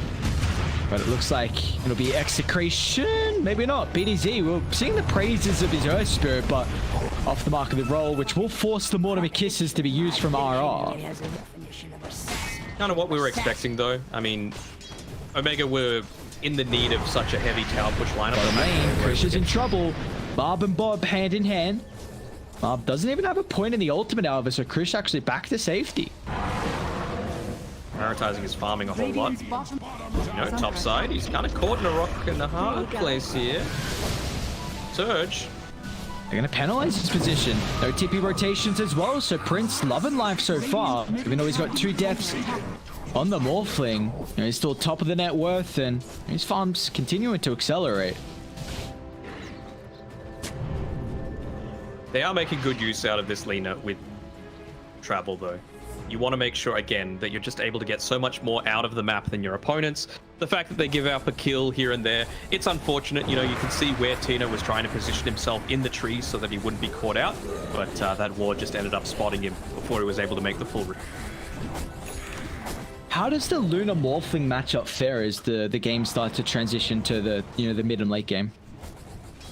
I think it depends on the item build, right? Because we've seen Morphlings go so many different item builds. This time around, he's going for the shotgun, realizing how important it is to be able to take out and really take control over this game in the early stages. So prior to BKB, it's going to be very Morphling favored. But after that, if Luna's able to continue farm with the Manta style that she's got queued up next, it'll swing back in her favor. Not if she gets picked off by a Vendetta go. It's a big pick off for them to find. Krish jump in, blink, reveal, and this is something that we were highlighting, that Radiant are really needing to play off the back of the Vendetta and the blink timing on Krish, and this is going to give them a lot of momentum now heading into, you know, the next couple of minutes if they can continue with this. Not a lot of respect being given over to Aaron. I think I only see like 1 Sentry Ward in the entire map for Dire.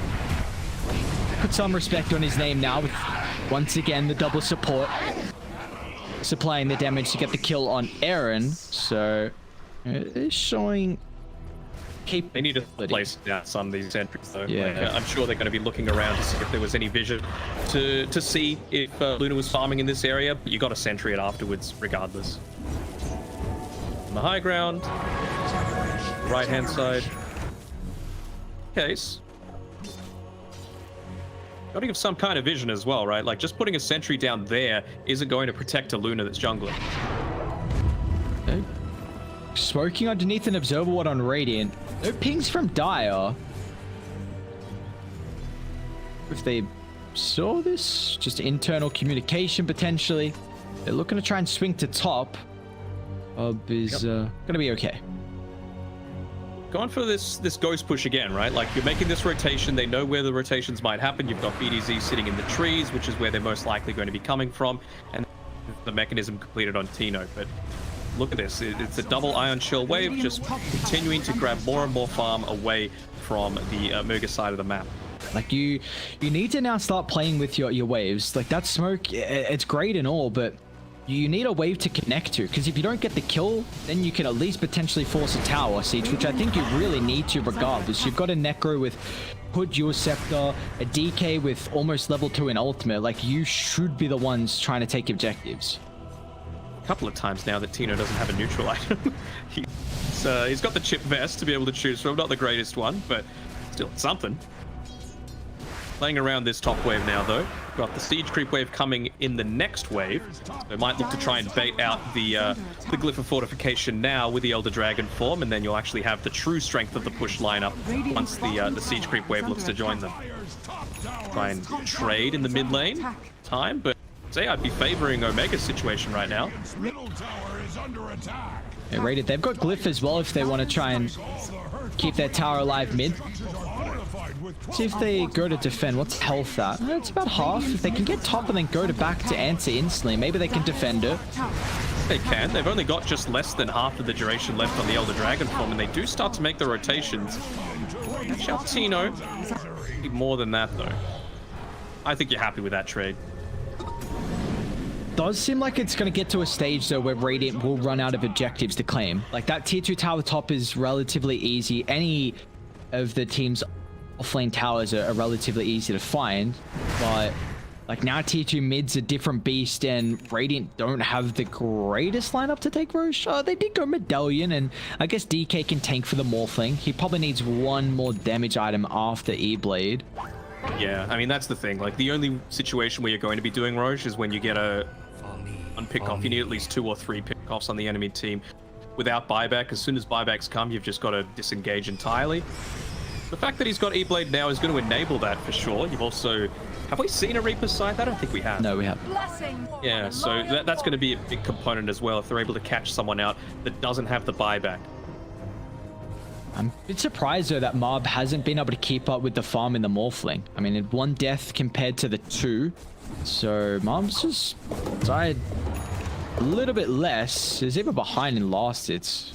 Now he's even changing up his build. I was really thinking he would be going into that Manta style build that he had queued up earlier, but he's switching it up. He's going back into the BKB, realizing that, you know, we've lost a bit more of our map than we were probably expecting. There's not this safe haven up on the top side where you can look to play around the tier 2 tower on the top side. With the lines being drawn on the map, they're just like, push this lane out, force them to not be able to make any extra moves now that the next assassin's dead.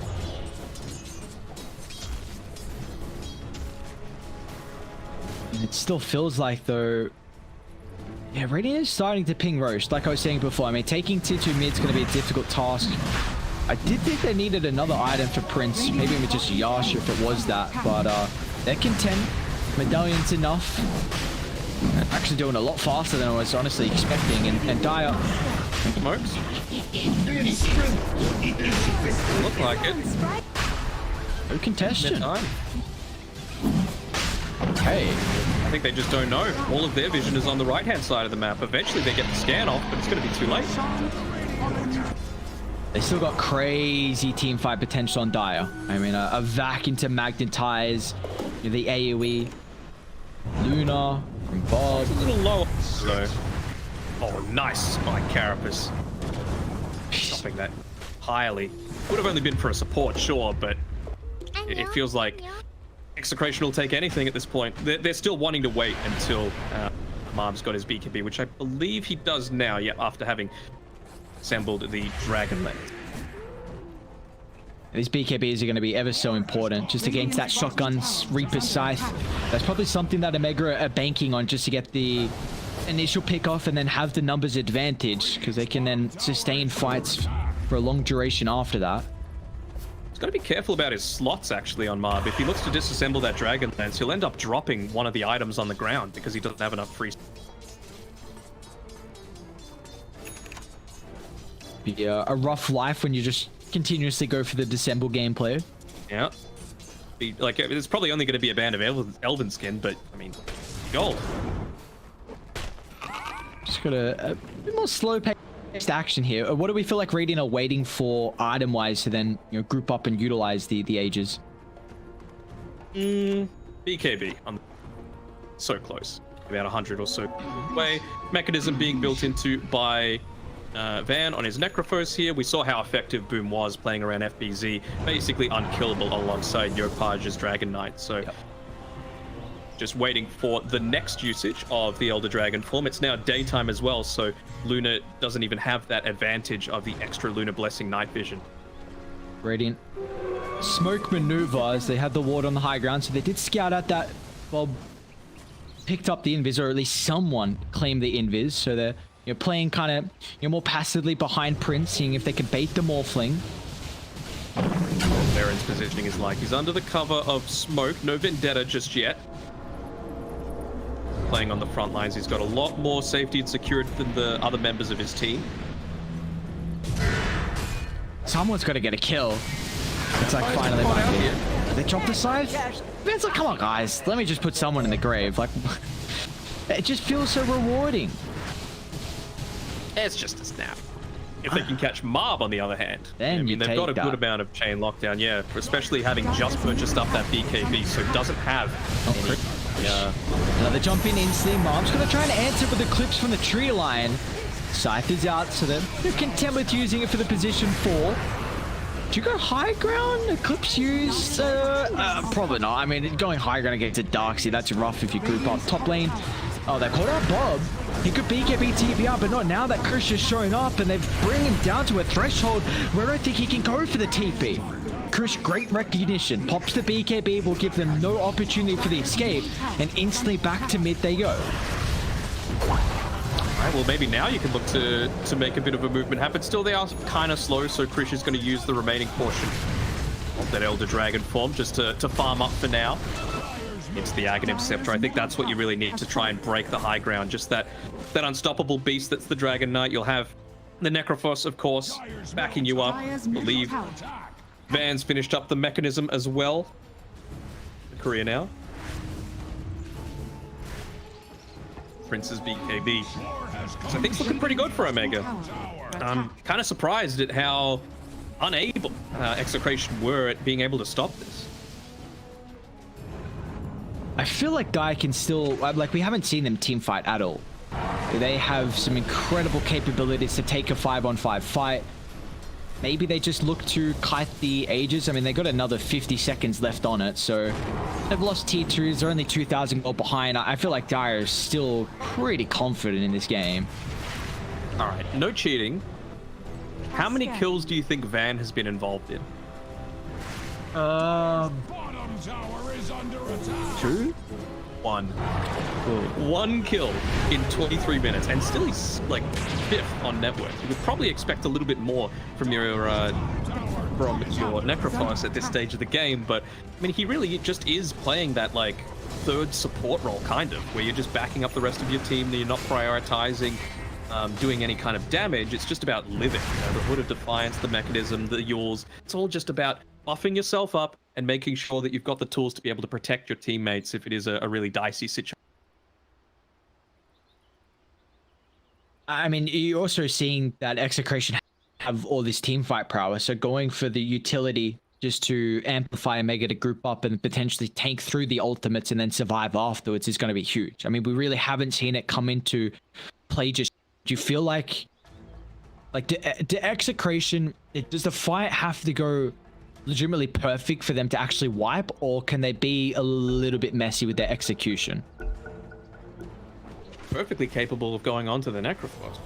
Like, you've got how many stuns? Like, the Earth Spirit can go in, you've got the Lena to follow up, you've got the Cookie, you've got a Lucent Beam, you've got the movement from the Vac Wall, plus all of the ultimates that are going to be raining down on top of him. I feel like if you take out this Necrophos, there's... They're going to make an attempt on Krish. Aaron tries to get in place to stop the Mortimer Kisses, and yeah, oh, is it the right target? We don't know just yet. Prince got to be cautious. If he can be out, no deaths, a lot of ultimates forced. They smoke?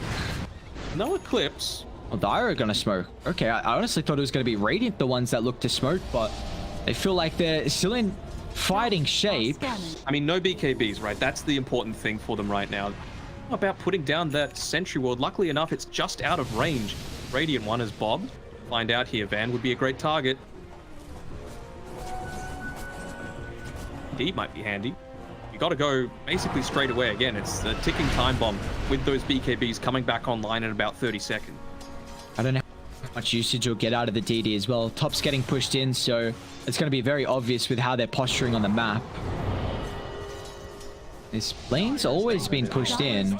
Feels like the Enchantress doing a very good job at that, but I actually feel like they can start to take some objectives. Being not able to set up for the Nyx Assassin, they're going to try and play around their high ground. And Eclipse is dropped, but Aaron just gets away. BDC's going to try and roll on Baltimore. They've got the initial control, followed up instantly, but Van somehow is almost back up to full health. Still, got to be cautious. A lot of his utility's being forced out, and they'll bring him down after. It's the double for Bob, and utilizing a huge DD as well, and just Omega have to watch and wave as the rest of the heroes get ripped apart. Bob just attacking like a normal hero on top of the Enchantress and able to take him out. They're able to get a return kill. Okay. One, but he's stuck. And he's got Krish also to play with. Nice target of the replicate. Will Cookie down. I don't know if he can still win the man fight because Bob's still able to play around with the double damage rune. So Execration. I mean, you at least wasted another BKB charge. You see the difference there, right? Like, Necro dies, and yeah, he got off a huge amount of heals, but their formation just crumbles.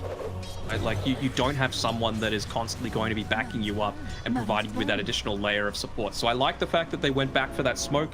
The BKBs were down on the key targets, so that was what really enabled them to...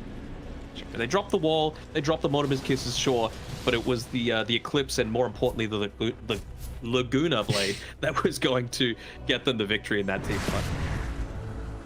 It's a little bit disheartening, honestly, with how much damage they did to Van. Like, we were saying that Dire have still a pretty good lineup to go through the Necro, but with all his utility and how farmed he is, I thought he was going to be a little bit more survivable afterwards, but Bob's the target. Jumping, man, what a timing of the roll! What cost him his life? That's... It's like, you know what? You saved my life. You're going to have to eat a scythe for that, though.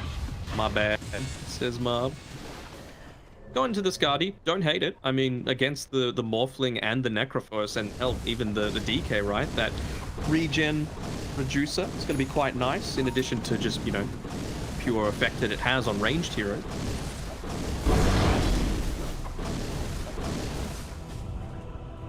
Still got a very even game. I'm still favoring Dire as this one heads to the later stages. Are you in the same boat? Oh, I could be. I mean, I think it could come down to something as simple as, do they scout out the fact that Bob's going for a link? Krish tries to counter initiate. It's a chain lockdown. Perfect. It is not. So Bob scurries away. Will cost him. Just clipped him. Be lovely if Roche was up, but unfortunately for them, it's going to be another 50 seconds until the second respawn. Radiant's bottom tower is under attack. Get a decent amount of damage onto this bottom tower. Got the fortify. They do know, actually, with this ward just to the right of the Roche pit, the fact that a lot of the Omega heroes were playing around that sort of area. They're putting Tino on the front lines, excuse me. Cure that, so at least taking away their outpost on the other side of the map. The experience has started to go a little bit more in Omega's favor in recent times because of being able to take that tier 2 tower so early. Be able to balance that one out a little bit, at least from the 29-minute mark onwards. I think it's going to be huge as well with the fact that Tino has... They have another hero now that can initiate. You were pretty reliant on the Earth Spirit, but Krish, very separated from the team. Revealing the Aghanims. Got another stun coming up shortly. Just finally TP's out of the face, so beautifully done. Out to safety. Out of Dragon Form now wasted as well. Sean's up though. Do you have the quickening charm available for Omega? There is not. Look like it. Yeah, Dai got the quickening. Quicksilver Amulet is pretty good though. Dragon Form. Uh-oh. Fly over those towers. Oh no. Not in a choke point like this. Smoked up as Dire. They're gonna see Luna coming in the area. Tino to jump. Really not the target they were hoping for. Great delta split from Omega, but Krish gonna look to jump in as well. Straight on top of Bob with the scythe shotgun. It's enough damage to get the kill. They don't get the extra death timer involved in it as well. But Marv Cookie on forward. The Luna's just gonna stand at ground and man fight as they'll kill the Morphling before the attribute shift. And now Marv can turn to deal with Krish, but a BKB will protect him from the TP out. Now the rest of Omega have to hope they can just retreat to safety. Up the north and southern side they go. Aaron's actually even gonna stick around, maybe to go for the steal. A keen steal. Yeah. Anyone that thinks they're not going to drop a sentry ward around this sort of area when you're going up against an ex-assassin is, you know, a little bit delusional, I would say. All right, well, we finally see the prowess, though, of the shotgun scythe. Again, Event did not get that extra added timer on their death, but it is a lot of burst potential. They make an attempt. Street Vessel is going to be a huge way along with the Skadi to mitigate a lot of the heal. Only 7 HP regen at the moment. Now all of a sudden back up to 60. But the rest of reinforcements have come on over. Krish is just not easy to go through even with that vessel. With the time spent to try and deal with the Dragon Knight, it's given Omega an opportunity. Okay, BDZ's out. The uphill miss. Krish as well looking for another little bit of damage. BDZ makes it to the low ground. Has to use all his remnants, but he's out. Might be thinking, well, he doesn't have that many remnants. We've still got a third of the duration on the Elder Dragonfall. Let's go for Roche. See, it's happening though. Respawn. Man, they can. They want to try. They want to try and get Bob his Lincoln Spear. He's so close. Creep Wave should be able to do it. Right, this small camp. 15 gold away. Roche gonna die though.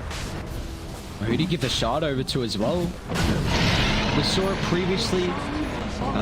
FPZ's Necro had the Aghanim shard, and looks like giving it to Van.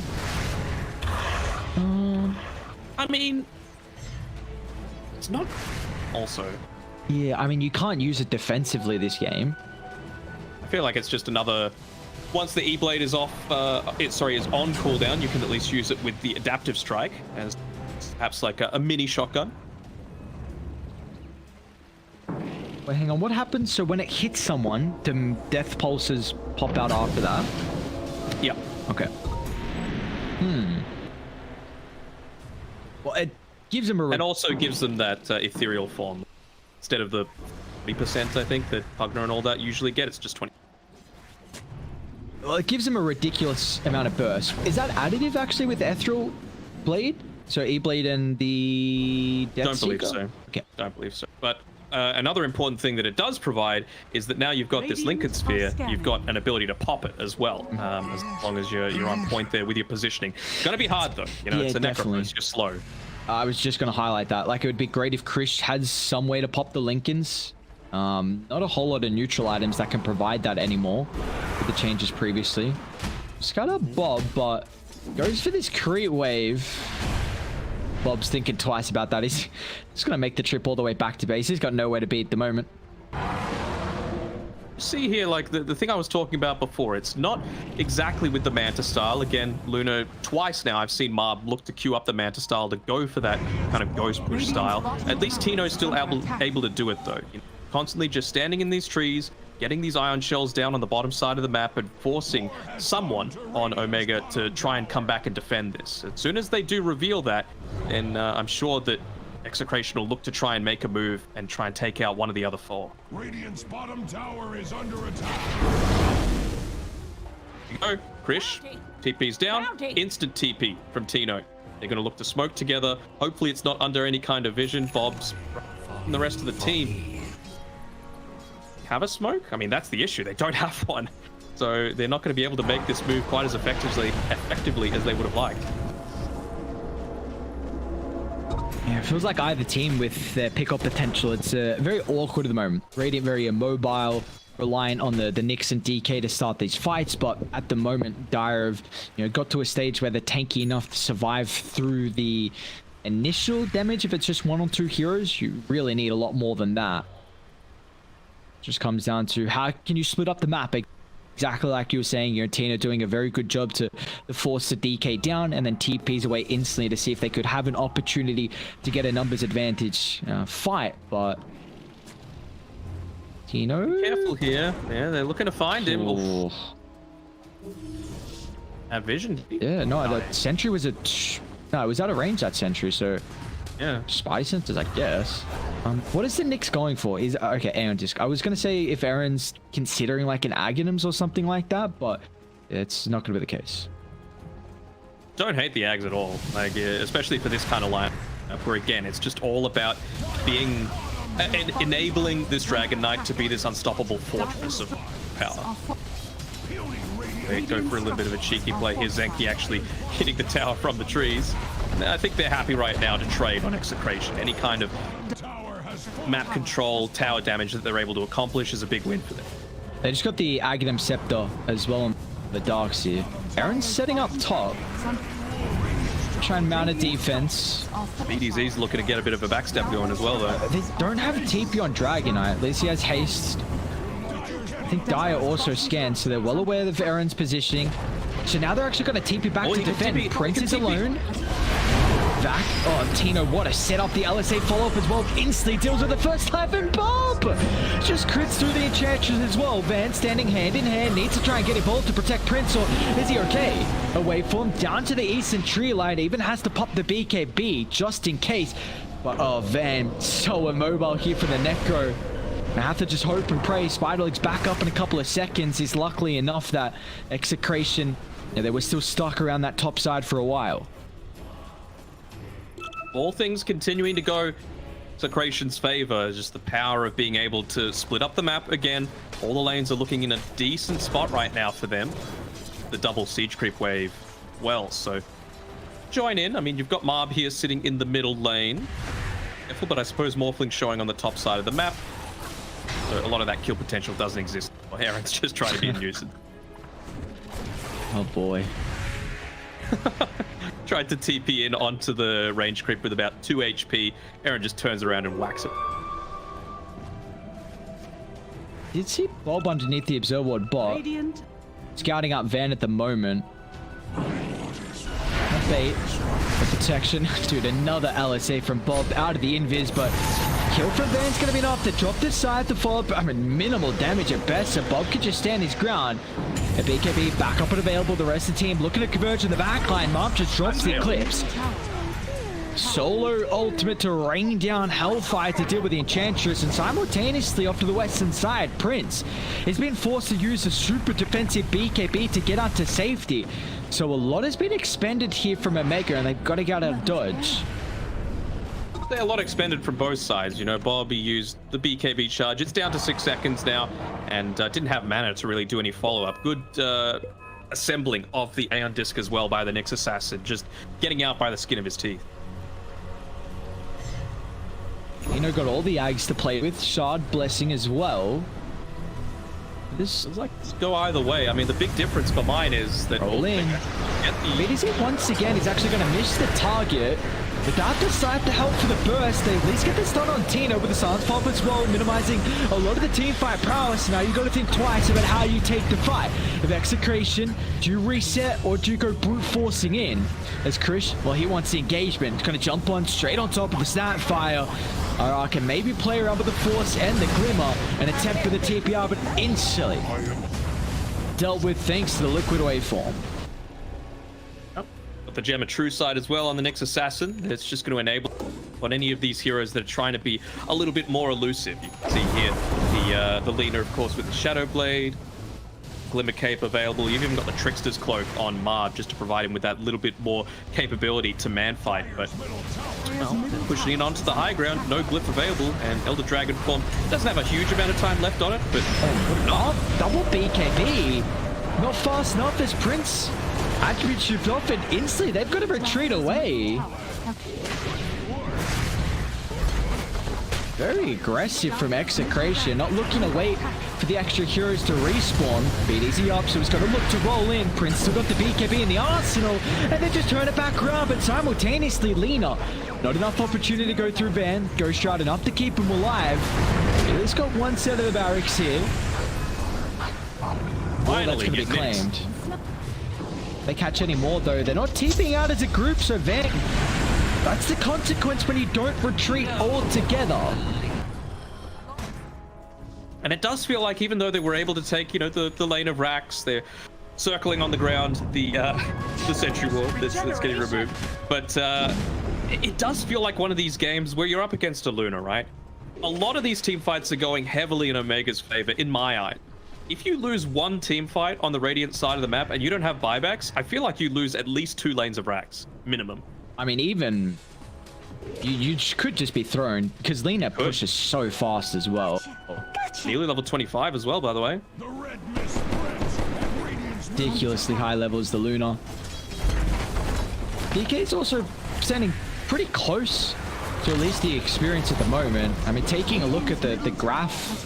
Hold that thought. Now we're okay. We got opportunity unless Zenki runs into them.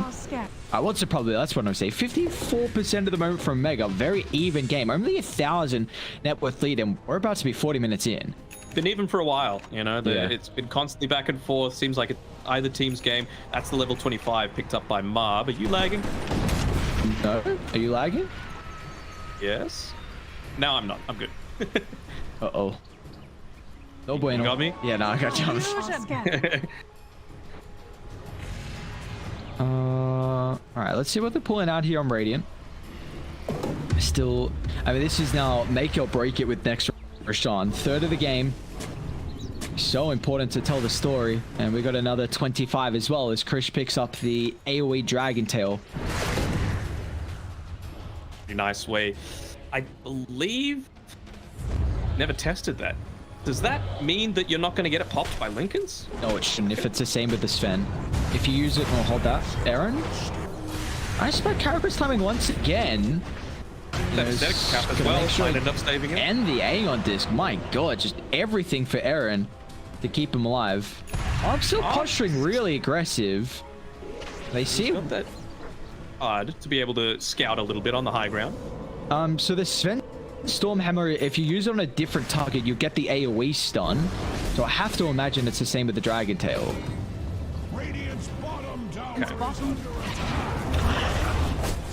Wasn't sure if it was like a Lich Sinister Gaze where you just like use it in an area. Yeah. I'm just thinking it's similar now to how the Stormhammer works, but I'm not 100% certain. It's going to be a big factor if Krish can find that jump, but yeah, again, it's all on this Roshan. You see the emphasis on the vision from either team. Dire just looking to control their own high ground. Radiant mirroring this as well with the ward by the secret shot. I'm going to be looking out as well for RR in this team fight. Like, he needs to be very patient. He needs to watch that Spike Carapace. It's off cooldown. He needs to start launching in those Mortimer's Kisses because he has the capability of doing a ton of damage in these agents, especially if you're able to get Tino synergized well with him with that vacuum wall. Reckon Omega. Gonna try and find the angle in. Be cautious of where they take these fights. Aaron actually picked up the DD as well, so lovely for Prince to have. Unfortunately, not the case. Well aware of the positioning now. Mob, gotta be careful. Mob doesn't give a damn. What's careful? Used. Gotta take back this high ground vision. And they're gonna try and do so. Chris jump in, Bob. Lincoln's gonna be able to protect him now with the BKB. He's turning it back around, but Prince is trying to target down Bob. He's at least got a Satanic to be able to utilize him with the side for the last second. Plenty of damage. Bob, he doesn't have a buyback down for 130 seconds, but maybe Marv can do it all himself. The normal punch. It's enough stun duration. The Archmanship not fast enough as now they can roll forward for more as Execration.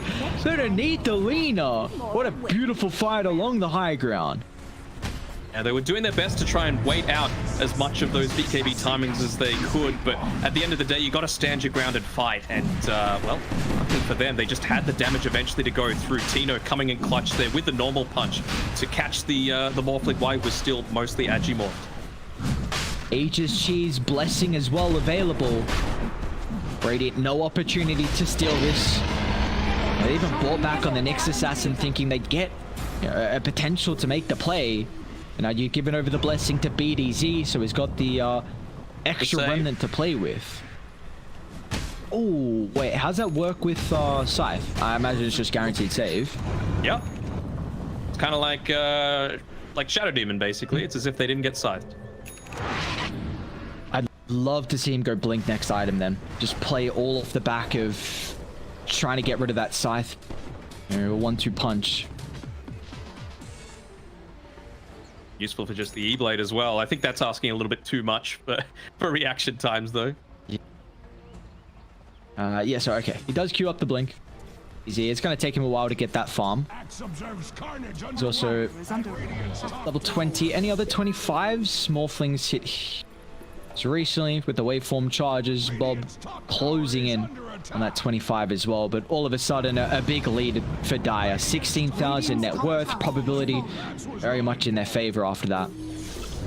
I do want to see Morphling sell the Falcon Blade and just buy up the Morbid Mask right now, because it feels like, especially now that you've got the waveform attack targets and the 2 waveform charges, that you're missing out on so much potential to be able to, you know, regen a lot of your damage in a lot of these team fights. But we'll just hold on to that gold, just wanting to buy up a bit more stats early on. I feel like at level 25, though, it's the time where you've really got to make that decision to go into the lives, especially with the Paladin sword.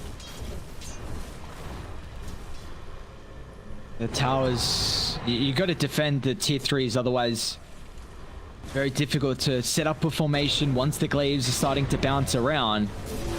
You die to have an Aghanim's as well on the Nyx Assassin for this defense, but no, jump in, Tino. Instantly going to try and counter initiate. All of a sudden he'll back up the full satanic cool item, and now Rack's exposed, and Aaron almost brought down as well. Krish going to try and find the opening, but they've already lost the objectives, and no real point taking a fight at top now. This is the sort of thing that we were talking about, right? Like a single team fight goes their way, and suddenly it's a 20k net worth lead, and they've come back. Like they've equaled the rack situation and even bettered it. They almost got this tier 3 tower. Oh, they do get it. Okay. It's just a catapult and double Dragon Knight illusions. It was, I think it was 2 catapults. Maybe I'm wrong, but it would be at this stage, yeah. Yeah. So, other thing is, you've got the Luna, who's level 25. So you've got the 35 Luna Blessing damage, and it's paired together with a Lina that's got the Fiery Soul talents, just attacking ridiculously fast. So you think Lina's normally siege very quickly. This is next level. Even just opting into that siege build, right? Going for the attack range, forcing someone to heavily commit in. I mean, this is about a 4,000 gold, you know, effectively with the Lunar Blessing. So, and Pub Love and Life, 25. It's got that attack range, and I think he just got some vision of Zenki. Bob will start simultaneously. Aaron down to the bottom side. He's got the heals to at least dodge, but yeah, they can still overwhelming. And as soon as you lose one hero on Omega, we're just seeing like you don't have ways to team fight now. Like it's just getting very almost depressing in a way where you just lose one hero. It's like, all right, we just got to escape. That's it. It's the dieback timer as well on the Nyx Assassin, so nowhere close to being able to rejoin this team fight. Esha died twice, once before then, so hers isn't quite as long, but she still does not have buyback for the next 3.5 minutes. It's just the second wave. Again, just Luna things with the Lina backing her up. Luna, what a combination. This is gonna have to be a crazy defense. I don't know how you blow up anyone. I mean, BDZ still keep in mind with the remnant save. Not worried about saving. Krish jumped into the roll. So didn't get the instant follow-up afterwards. So just looking to make spaces, Bob and Marv deal with the objectives. And that they have. Now Krish, he's a little susceptible to the Eclipse if Marv wanted to pop it. Well, he might just not even need it. Scotty slow. Krish can't even get back to safety. Tino's going to look to jump, and now without the Dragonite, he has a buyback available. Scythe, not enough damage as well as Tino gets some assistance from the team. Mega Creep Gaming, and this one's looking well and truly over as the tier 4's under assault. Got the Nyx up relatively short. It's not even going to matter. A beautiful vac into the damage, getting dished out from afar. The flurry of right clicks as the G's are dropped, and Execration, they'll take the series 2-0.